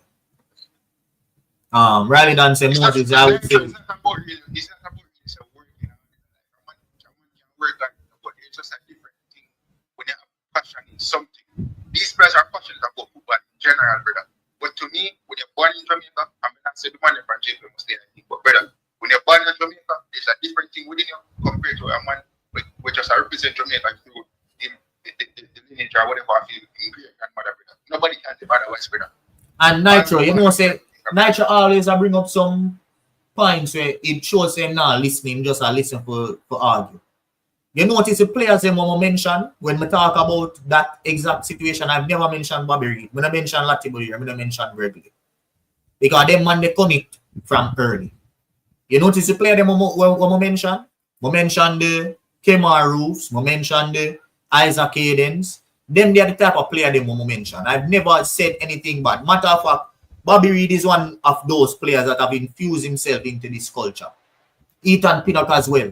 We see the work when him do in Jamaica, right? For a whole lot of high schools in the Costa Cup. The charity events same way, man. The same with Bobby Reid. We see Bobby there the card over, not Bobby alone. Latibo there. Infuse himself in the culture. We see the younger ones them where come up from the diaspora, like the Carragher Anderson, Zine, and the Jonathan Russell. We consistently rep Jamaica. Even if upon one Instagram post them make a Jamaican music, them play upon the post. You see me? It is clear that them are, even though they are from the diaspora, they are infused into the culture. It shows on social media, it shows when them go out there and them play. It shows the love where them have. Zine, that is when me talk about. I'm not talk about no Bobby Reid, I talk about the rest of the man them, brother. Like listen what the man jump on the bandwagon. The man never said Bobby Reid and them play him, call some names. right?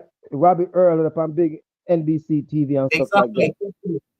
And don't shout us out. But let me ask you a question, right? The two last games against Trinidad, right? And that was our best local team. Were you impressed with those players? No, man, I'm not advocating. I'm not advocating for JPL players. Okay, okay. No, we're not advocating. You know, a reason why anybody will watch my channel, you know, bro. No, When you man, see no. a diaspora players, my team, I'm not accusing, man. I do watch your channel, man. I'm just saying, were you impressed with the player or no? No, sir. None of them players. I want to tell you. You see, when it comes to my World Cup qualifier, I'm not laugh. None of them players they can make my side in a World Cup qualifier. Richard King I feel the same way. Right? However, Zine, you see that little game where I play against St. Vincent? I think 4 of them players have the quality to be in the squad against St. Vincent. The 2 let them away. Oh yeah. That's at the level where we would have put them JPL ball. I have to say, I trust them at the level. So you see, Makala from Mount Pleasant, Anglin is already a part of the national team setup, even when we are playing big games. So I'm not going to count him. Same for Jamali with it. I'm not going to count him. Same for Shakan Davis. So I'm not going to count him. I count the more newer type of player them. Okay. Which will be Sule Makala. Yeah. Nikolai Fulham still want to see. Even though he never get a good run, when he play at JPL, I love him. And the few minutes when he get against Trinidad, spare with embarrassment because he assist our boy when he buck the ball for the one goal. And he's him weak up with him cross attack. The guy shows quality. There's like a number 9 per Montego Bay. No, I don't think Shanil Thomas ready. Yeah, Shanil Thomas. I don't think Shanil talked highly of him. I thought that it was going to be a good showing. But I think him ready. Maybe pronounce the name incorrect, you know. Who that? When we pronounce one name and the man them say me I call him a wrong name. Like me I say Shanil and the man them say me I pronounce the man name like it's a woman. No, Shanil in name, man. Shanil. But bro, the reason why I asked you that question, right? And so the youth from right? Tiffany, where name? But we still support Nikolai Fuller, that's all. Yeah, Nikolai Fuller. Oh, okay. What I've seen the last 8 to 10 years coming out of Jamaica, the players have been really undercoached. And we were glorifying Manning Cup and thinking that was the final product. And we realized now that Manning Cup is not the cut. Don't disrespect the players, them, right? But if you look at every time that we in a tournament and we beat up Caribbean teams and step out of the Caribbean region, we fail. The last 3 times, I'm not gonna go over it again, right? The Caribbean is not our competition. We have to step out of the Caribbean, right? And we have to find a way to infuse the best local players, like the best. No, that's not the best, right? Not everyone, the best one that we can find, right? And merge them with the overseas talent. Because, bro, we're a nation, right? Let me go into something. I don't know if you know, I don't know who they are, Jamaica, who they are, but I'm overseas. When I was leaving 1995, and I was doing my medical, now remember, I was seeing doctors, policemen, teachers were all migrating, right? Bro, we lose a lot of people every year. Just my family alone, right? My mother's side alone. 35 cousins, and all of we here, right? 35 cousins, and we all have at least 5 or 6 children, right? Do the math from that. What people Jamaica lose to become one family, right? My father's side again, 27, right? 27 first cousins. And every single one of them have at least 2 to 4 children, right? Just do the math alone, bro. That's my family alone, that's over 100, right? We lose a lot of people. So outside of Jamaica, we have a huge diaspora. Like, take for instance, my children been coming to Jamaica since they were babies. Your son a bit low. I mean, alone not struggle for hearing. No, man, him sound low for you, man. When I hear me? Yeah, you just sound a bit low. I don't know if you cover up the mic. Step from the phone. I'm saying, me alone, right? I've 35 brothers, right? From one side, all of them are here. From my father's side, 27, all of them are here. And each one of us have at least 3 to 6 children, right? That's what about 100 people alone left Jamaica from my family, right? We lose people, so the diaspora, bro, It's our strength. No man, Germany is still low, man. Boy, Me a Germany struggle. looks like you're in the Never bed get or out sitting. and come back. Bro. Never go out and come back. Yeah, me a Come struggle. on there, bed, man. One, Yeah. let me get one comment. Let me get one comment. Come Go on, on, people misunderstand me. Let me get one comment there. Moses. One thing I must say, 90% of the Jamaican in the UK and the United States, we understand Jamaican culture fully. And I have lived in both countries for 40 years. And again, we just want to make this clear. 1 second, bro. We just want to make this clear. We not talk about you guys. I understand it because I have only a family with born and grown in Jamaica and live a foreign for years, just like Uno. And Uno may I talk about. I'm talking about players, Zine, that were meshed and fully meshed in and even call themselves English players for them entire lives. And when they reach 28 and reach a certain age, and them see them can't make it in an England squad, them say, all right, I'm going to go play for Jamaica to try and make a World Cup so I can make some out of my career. And them people that me I talk about. When I talk about regular people like you, Moses, and the rest of my family members them as well within the diaspora. When I talk about them, brother, me I talk about English men. And men we call themselves English for the entirety of them career. We flip over and say, yo, me a Jamaican now because I want to make it go World Cup. And them people that me I talk about. We're not in the culture. Don't understand or know what it means to be a Jamaican. And them people that me and Chris are talking about. Not regular diaspora people that were born and grew up Jamaica and move out. You see me? But you know, so the curious thing about it, when that conversation has come up, is like a bunch of persons are saying, for me, one of a couple things can happen. If you come play for Jamaica, I don't see where, like, someone play for Jamaica, but them never would have come to Jamaica, outside of playing for Jamaica. It's almost like it's a job, and that's the only reason why But do you know why take... that's CC? I hate to cut you off, CC. And do you Huh? know why? Do you know why that's CC? So a lot of these players, right, they never know the father. Most of it is the father, just a bag of a woman in on left, right? And they never know of the father, right? So later on now, when we talk to them, right, and it's like them say, you know what? I don't know Jamaica, I never been to Jamaica, right? And so you have to understand there's a hesitation. They don't know their father, they don't know nothing, right? No, but watch out. A lot of people come to Jamaica for little regular trips. Foreign people who don't represent Jamaica. So my thing about it is that you can come to represent Jamaica like it's a job, like you represent. For example, Leon Bailey play for Aston Villa. It's a job. So that's why I'm living in England. Him go play for Aston Villa. But the Villa. we don't want that. We don't want you So, to come to a job. We want you to be connected to the country, right? We don't want when you finish and so you just cut and go. Right? Listen, bro. no, but hold on. But to me, I try to say to you, say, Jeremy Lee, that is exactly what happens. Yeah, but we don't want that. That's what we are even talking about, right? We want after you finish play, right? You do something for the country, right? We don't want you just go after the country and be done, right? That's why we at Palm, we at Ian Burton and these guys. Yo, G, what you saying on Jeremy Lee? The man they must say maybe you hand upon your mic on your phone, you know. Because sometimes you have to call it like a father. Yeah, so when me I try, next topic, like next topic. Yeah, man, what was the final topic? You didn't want to talk about that soon, because I don't review the interview with Speed. That boy Nitra move like, hey, we don't want to know depend this at Speed boy.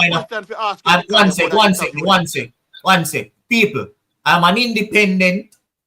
Me not hold the side of nobody. Me reach out to everybody for interview, and anybody will say yes, I work with them. So no one nobody come and look for me and talk about Speed boy and pick up the Speed and this and that. But still make my video them, and if Mr. Rudolph Speid go and lose against one relegation side, I still go make my video and say, oh, you flap it. You see me? Just like what me I do with Mr. Craig Butler. Matter of fact, me have a very decent conversation with Mr. Craig Butler as well. So as much as you see me and bash the man, I still have decent conversations with the man as well. You see me? Because fear is fear. If you forget bashing because you had something, you will get the bashing. No hard feelings. Say, no man come on this, I come talk about Speed boy, my friend. You see me? I don't know nobody boy, dog. Yeah. I don't know what kind of name that you have, bad man. Fix up the name, my friend. Yeah. So, more ask you that question. You hear me, Gunners? Yeah. So, more ask you the question in terms of in the interview, because I never really had, I don't know if you heard they asked this question, but I wanted to hear, like, how did Mr. Speed come about becoming the what they call it now, connoisseur of Cavaliers Football Club. Like, I know him used to play for the club and everything, but in terms of how him get fear, run off the club. Yeah, so the thing is, the main point is that Cavalier went dead. And he did explain that in the interview, say, Cavalier basically was non-existent. Like, the name Cavalier was known because of the history, but it reached a point where no ball, Cavalier never did have no representation. They never did play no ball, they never did then away. So he basically take it up back as a player coach, and then eventually he end up take over the reign. So I never delve too deep into that because based off of the fact that he must say him start back a program with, I don't remember the man's name, but a man did approach him. See it then at the video though. I just remember the man. Yeah, Mr. Sitting Ball leader, man. Yeah, but, so a man did approach him about a youth program. No, not Maxwell. The youth, yeah. A man did approach him. Maxwell, I see him leader. Yeah. But when I think of Maxwell him saying at the interview. Maxwell him saying at the interview, bro. He probably that listen. Maxwell him say. Yeah. No, yeah, man, it was a next brother. May I put him on picture tonight, brother? Me no know, but he's a shiny black man. Oh, he was a shiny black man. I just remember my name. Oh, so you put a Maxwell picture you put up, bro. No, I'm gonna put up no Jeffrey Maxwell picture, bro. Not Jeffrey Maxwell. Maxwell as in leader, man, you know leader. No, I'm gonna know the one name of him. Alright, let me tell you, you probably know leader who they can press out of the tele, but you know leader who, man. But we know the guy where you put up, man. We know him. Everybody know him. Yeah, so what me I say is the person they him say reach out to him and say they want to start up Paul Maxwell. Paul. And that me I try to remember. Yeah, Paul leader Maxwell, that's him name. Yeah, big up yourself, champion. A Paul there in my mind, and for the Maxwell. So yeah, him say Paul reach out to him back then when Cavalier in the gutter. I said they want to start a youth program. Zine, and him bring it up back. So me now pick up for your man, but if something dormant and everybody run well fit, and me pick up back this and me delete. Me assume say yo, I might think this now. You see me, until somebody come and take over the reins. It would have come like say you buy a club from somebody. Because if it was no Rudolph Speid and no Paul Maxwell, where would Cavalier be today? Right? Yeah. So I don't have a problem with him and his ownership of the club, because if you take something from that was non-existent, that was dormant, that no one cared about, and bring it up, build it to where you go make that team a face against Messi today. And I think nobody's supposed to question why you are leading that club if you take it from nothing and bring it to something back. You see me? I just, as I said before, it's only in terms of a question of understand. I think because I think some of the clubs, in terms of them ownership structure, I just feel as if that's one of the biggest letdown in the league itself. Like the ownership structure is not conducive to a business model. You understand what I say? Like we don't take. So I don't. The thing is, the purpose of that interview to me was to see a different part of Mr. Rudolph Speid, because for me, when I get an interview, I don't want to talk about something where everybody done a talk about and done a bleach man. And I could have mentioned it, because the only thing Mr. Rudolph Speid said never want to talk about was responding to Mr. Ballon. Him give me the floor to ask him any other question apart from responding to Mr. Ballon. That man just didn't know respond to no comments with that man said. Right? But apart from that, I could have asked him about the content. I could have asked him about other things. But Cranky don't do them thing there already, and Cranky don't get on have him on him own a platform. More my platform different, brother. Yeah, man, no man, I fully understand, man. Yeah, the way I set my interview them is more when somebody can come on, and you notice how short it was as well. More in 10 few years time, when a man do a research in school about Rudolph Speid, a man can come and look at my video and say, yo, I gain a whole heap of information about this person from this interview. And that is it where me have. So all of the rest of the future interviews them when I have lined up. So I don't need to focus on too much everybody don't know already. I need to go deep and find out a whole lot more regarding what this person is and what them do. You see me? Go through person. Yeah, man. With some of the prominent people them that speaks that football. So sometimes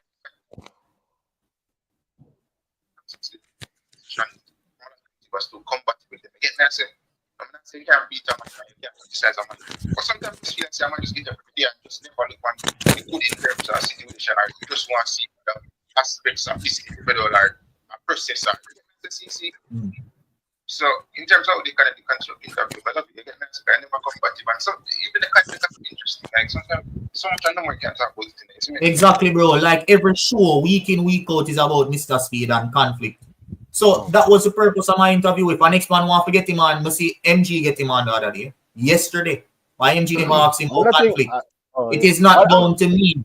Yeah, you see, the reason why MG bring him on is to talk about Concacaf Champions Cup. The reason why I bring him on is to talk about his early life, talk about Messi coming here, and talk about Cavalier and his role, make people understand what he might do. So instead of asking him about what he think about the conflict, but ask him questions, we're going to make him open up about what he do.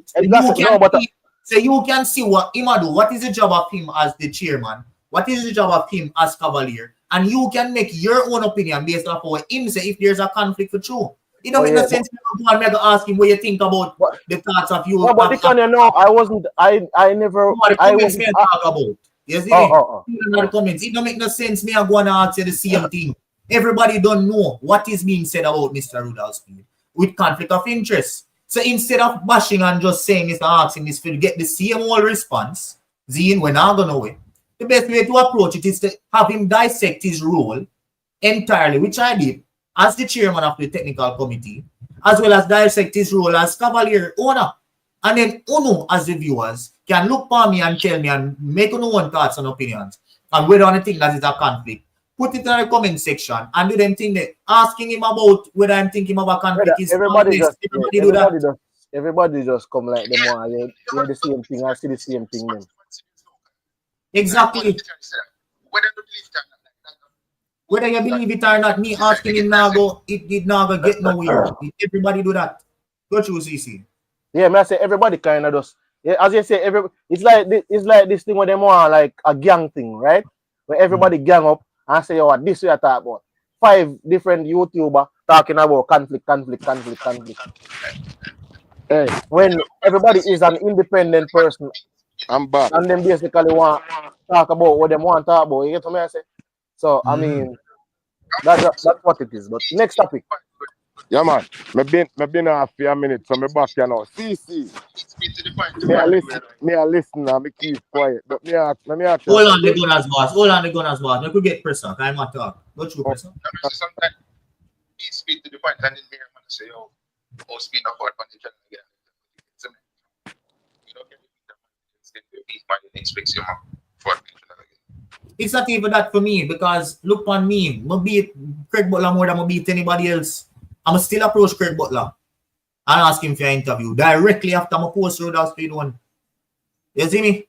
So, brother, it is just that to me, if you want to be independent and you want to take up this role in media and journalism, you can't take nothing serious. And you just have to point out how you can, you just have to point out how you can be different from the rest. And me making my interview the topic of conversation about conflict when people there on YouTube will have hours, both with Rudolph Speid on them platform and without him on them platform and talk about that same thing. It's not going to be beneficial for my channel. You see me? So me want something that is different and me want something that is lasting. We discuss with you, but actually exclusive or whatever. The conflict thing, yes, been on multiple platforms. You give the same one. And what is going to change in terms of interest and no man, me and that's the thing what Jay say. He must say Deion Jackson and Anthony Miller are different. But bro, them have the platform already. I am trying to build a platform. And I am fearless. As I mentioned, you see when we Coach Butler, the man laughed. In first message responding was lull. And the man typed for around 50 minutes. The first encounter when we reach out to Butler and he respond to me, asking him for an interview, it's like he must say, this is a brother you care. Look how much bad things you say about me. How if I expect say me I go give you one. You see me? But to me, only for people who talk the way how me talk about Butler, none of them would approach Butler, brother. That alone show how fearless me be. So again, it was not about, to me, the point is, two people talk about that, you just must see how it would have relevant for me to talk about that to get the same response. It would have been a one-word response. I don't think there's a conflict. So how is that going to help me? How is that going to be beneficial? If you don't want that to go, he says, cranky them show and go watch how much hours upon hours. The purpose of this, one sec, Presser. The purpose of my interview, one sec, no Presser, hold on. The purpose of my interview was to have a long-lasting image of Rudolph Speid in the space for people in the future can see. Now you tell me 10 years from now down the line, if somebody wants to know about Rudolph Speid and then go up on one of them show they were 2-3 hours worth, you think they're going to sit down and watch that? I'm a businessman. I'm in media. I think about these things, brother. Nobody gonna sit down and watch 3-4 hours worth a man a post for what a content or that. But a man will sit down and listen to a 27-minute video, right? About a man's early life, about a man's involvement in the Jamaica Football Federation, and about a man's position at Cavalier. And a man can use them 3 things there and piece it together and know and think about it himself and figure out whether that man have a conflict or not. It's way easier to do that than to go and ask the man the same question for the man get the same response. That don't make no sense, brother. Go through, Professor. It's unethical. You know, you coach a club, you own a club, you work with the Jamaica Football Federation. Like, bro, there is no way, there's no conflict within that, brother. You own the club, brother. You coach the club, brother. And you work at Japan, brother, as the chairman of the technical. Hey, I want to know I'm mute now. You have too much job, brother. You know what I'm saying? Too much job, brother. About the one time, brother. You know what I'm saying? I want to know I'm mute now. Want to know I'm mute now. I hear Pressa there. I try to tell you where. Pressa, you don't have a channel? Huh? 433, you know have a channel? Yeah, what? Then you know if you get an interview from Mr. Speid and ask him the question, then we're gonna never ask him. That's how the game continue. Where they are really to get the man interview for? Because you want people. That was Gunner's interview, you know. Not your interview, you know. So now you have your. No man, he might agree with me. No man, Gunner's boss, he might agree with me. And people in my comments where I take on man. Well, anybody we are take on. Sorry, Pressa. But me have it out fear from you make your race. Yeah, if I agree with the races, you know, so you don't know. Hold on. Me need to adjust something. See, hold on, no man. Chill, man. A long time on the day I talk. I just come back here. 1 hour, add me again if you talk on the day and listen to everything. Yeah, man, got you Gunners, Let me ask you one question, CC. I'm going to answer this question.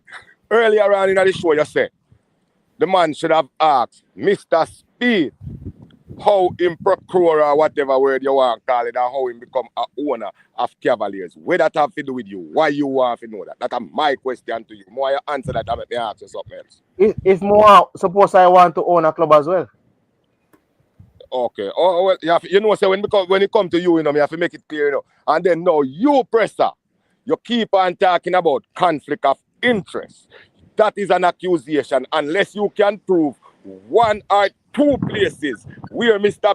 Speid do something with him club and the JFF job is concerned where you can say, yeah, that him show some form of favoritism or some conflict of interest. To respond to that, though, to one thing, go ahead. Before you go, Pressa, to respond to that, though, Gunners boss, I don't think you need to have proof to know that there is a conflict. The point of a conflict is to prevent any sort of situation where you can have proof. Let me tell you what is conflict. Look up the definition. Look up, please, before you contradict yourself. Look up the definition. It's a conflict. Is Mr. Speid making any conflict in decision where hold on, man. Let me try to be educated. I've had players comment on videos, past players comment on videos saying that he's conflicted. We have coaches, and this is not what I'm saying.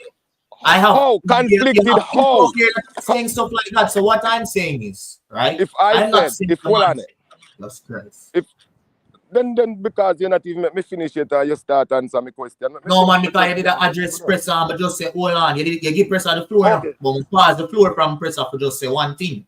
To me, the whole point of a conflict of interest is you're in a one thing, you're in a one other thing, and both of those things have potential of clashing. So to prevent you from being in a position where you are going to have that, you can't be in a one thing while you're in the next.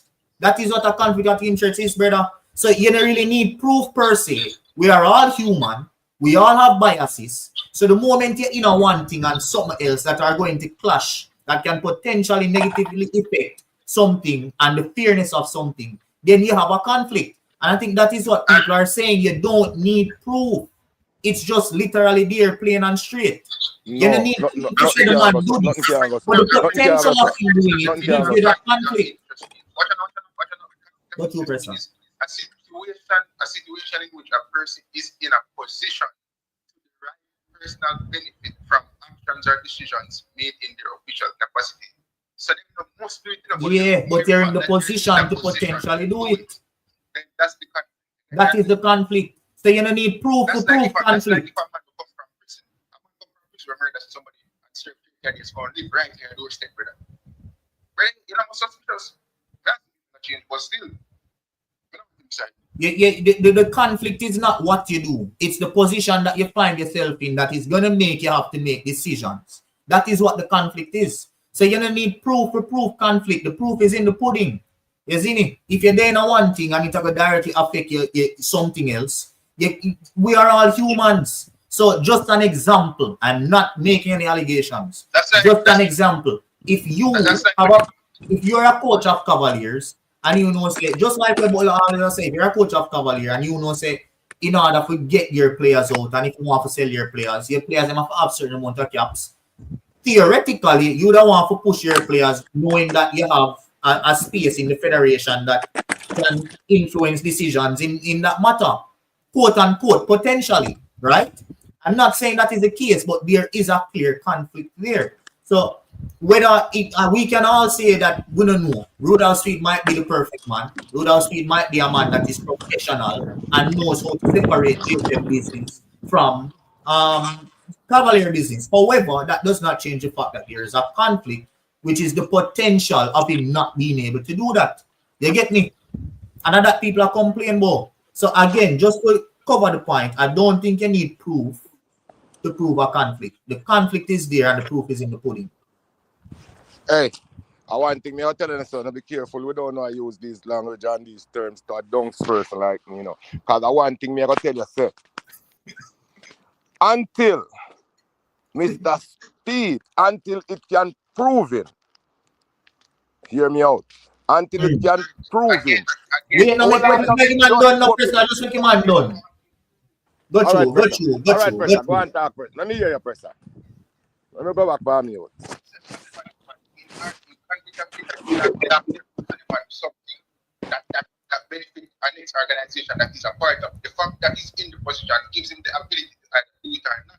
But so in order to make people feel comfortable or feel at ease, remove yourself from one of the positions that can benefit. The main fact that the man is the coach of a club and owns the club and work at the JFM.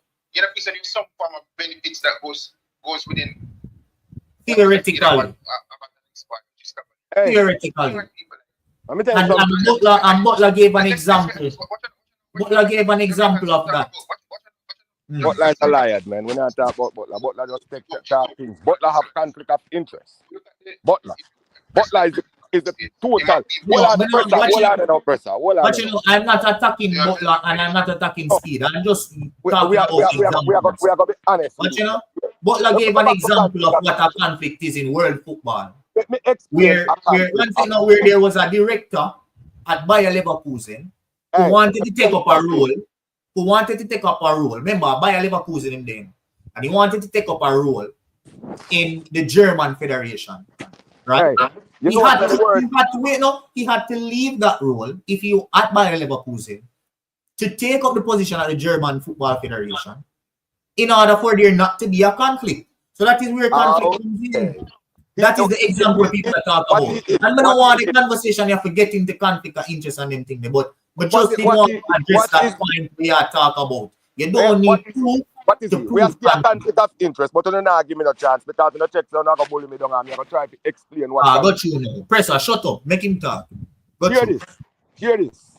Everybody have interest in what they do. And every business and concern you do have some form of conflict of interest and conflict into it. But until you can place the two together where we can say yes, Mr. Speid have interest in both the Jamaica Football Federation and also in Cavalier, and he's used his power within both to place his players into the national team or his people into the national program. Until we have proof of that, there is nothing one can say. You know the word conflict of interest, that is a criminal word, you know. Yeah, so it's accusation until you can prove so Mr. Speid do this or Mr. Speid do that. You can't get up and use this word. Conflict is not a criminal word, Mr. It's all about the potential. Read this, Moses. Just read the comment here, please. Boss, read the comment.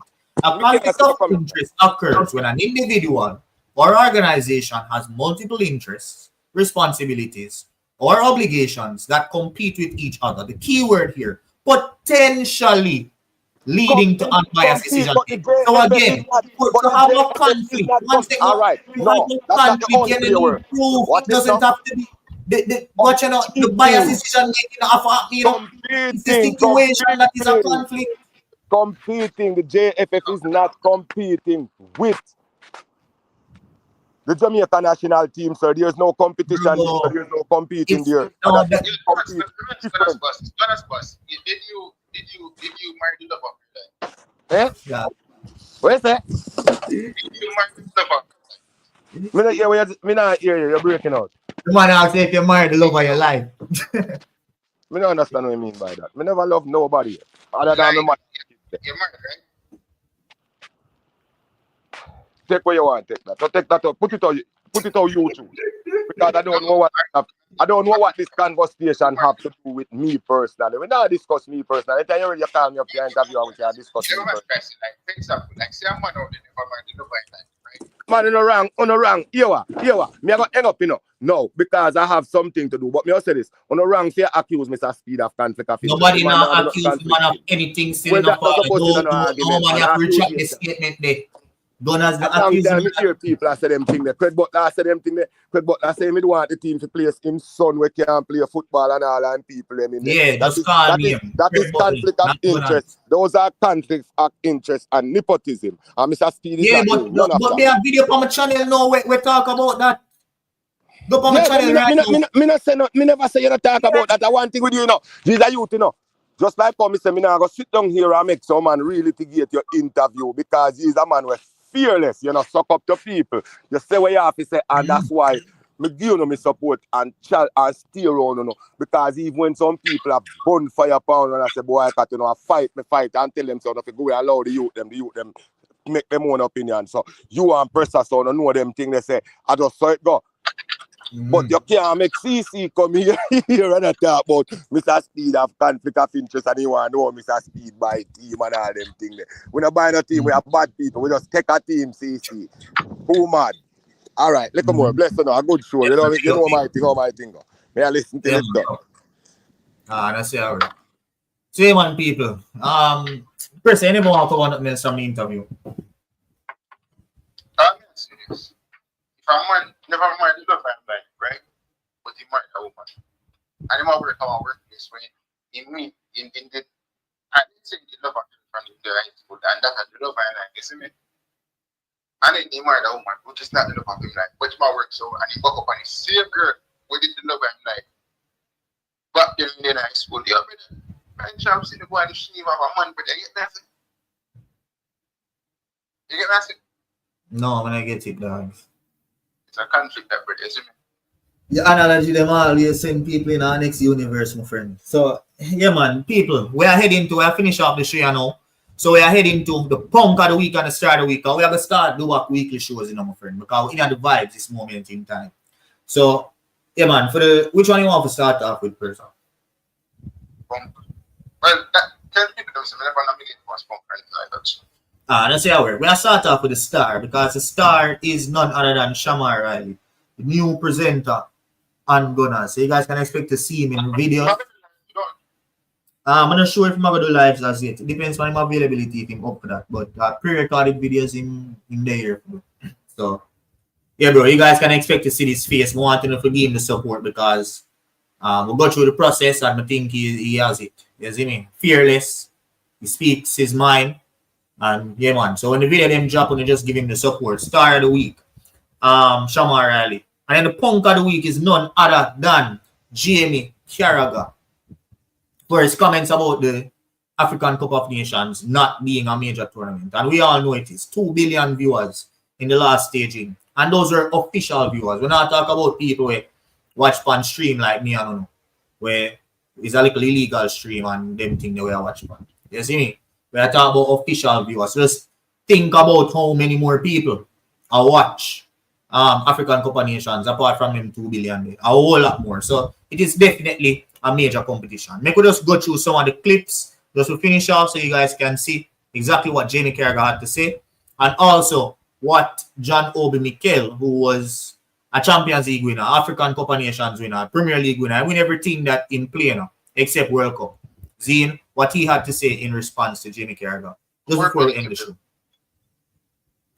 I think the fact he's probably with Egypt and he's probably not playing in the major tournaments as such, or maybe got a great chance to win. I think it's either the Champions League or the major tournament. Normally, the player who excels in that. You know, you're looking at sort of Vinny Jr. and Mbappe right now. Real Madrid looking really good, going for the Champions League. Liverpool will be in that conversation, but right now, he's certainly the front runner. To say AFCON is a major tournament because a lot of people are there saying people not taking that. Say AFCON is a major tournament. Just so you don't. No, I mean, Egypt never going to win the World Cup, are they? No, but AFCON is big, wasn't it? Remember when Mane was going for it and I'm just saying that. It's a fact. It's a fact. If you're in the Euros or you're in the Copa America, it's deemed to be big, so the AFCON's in the same level.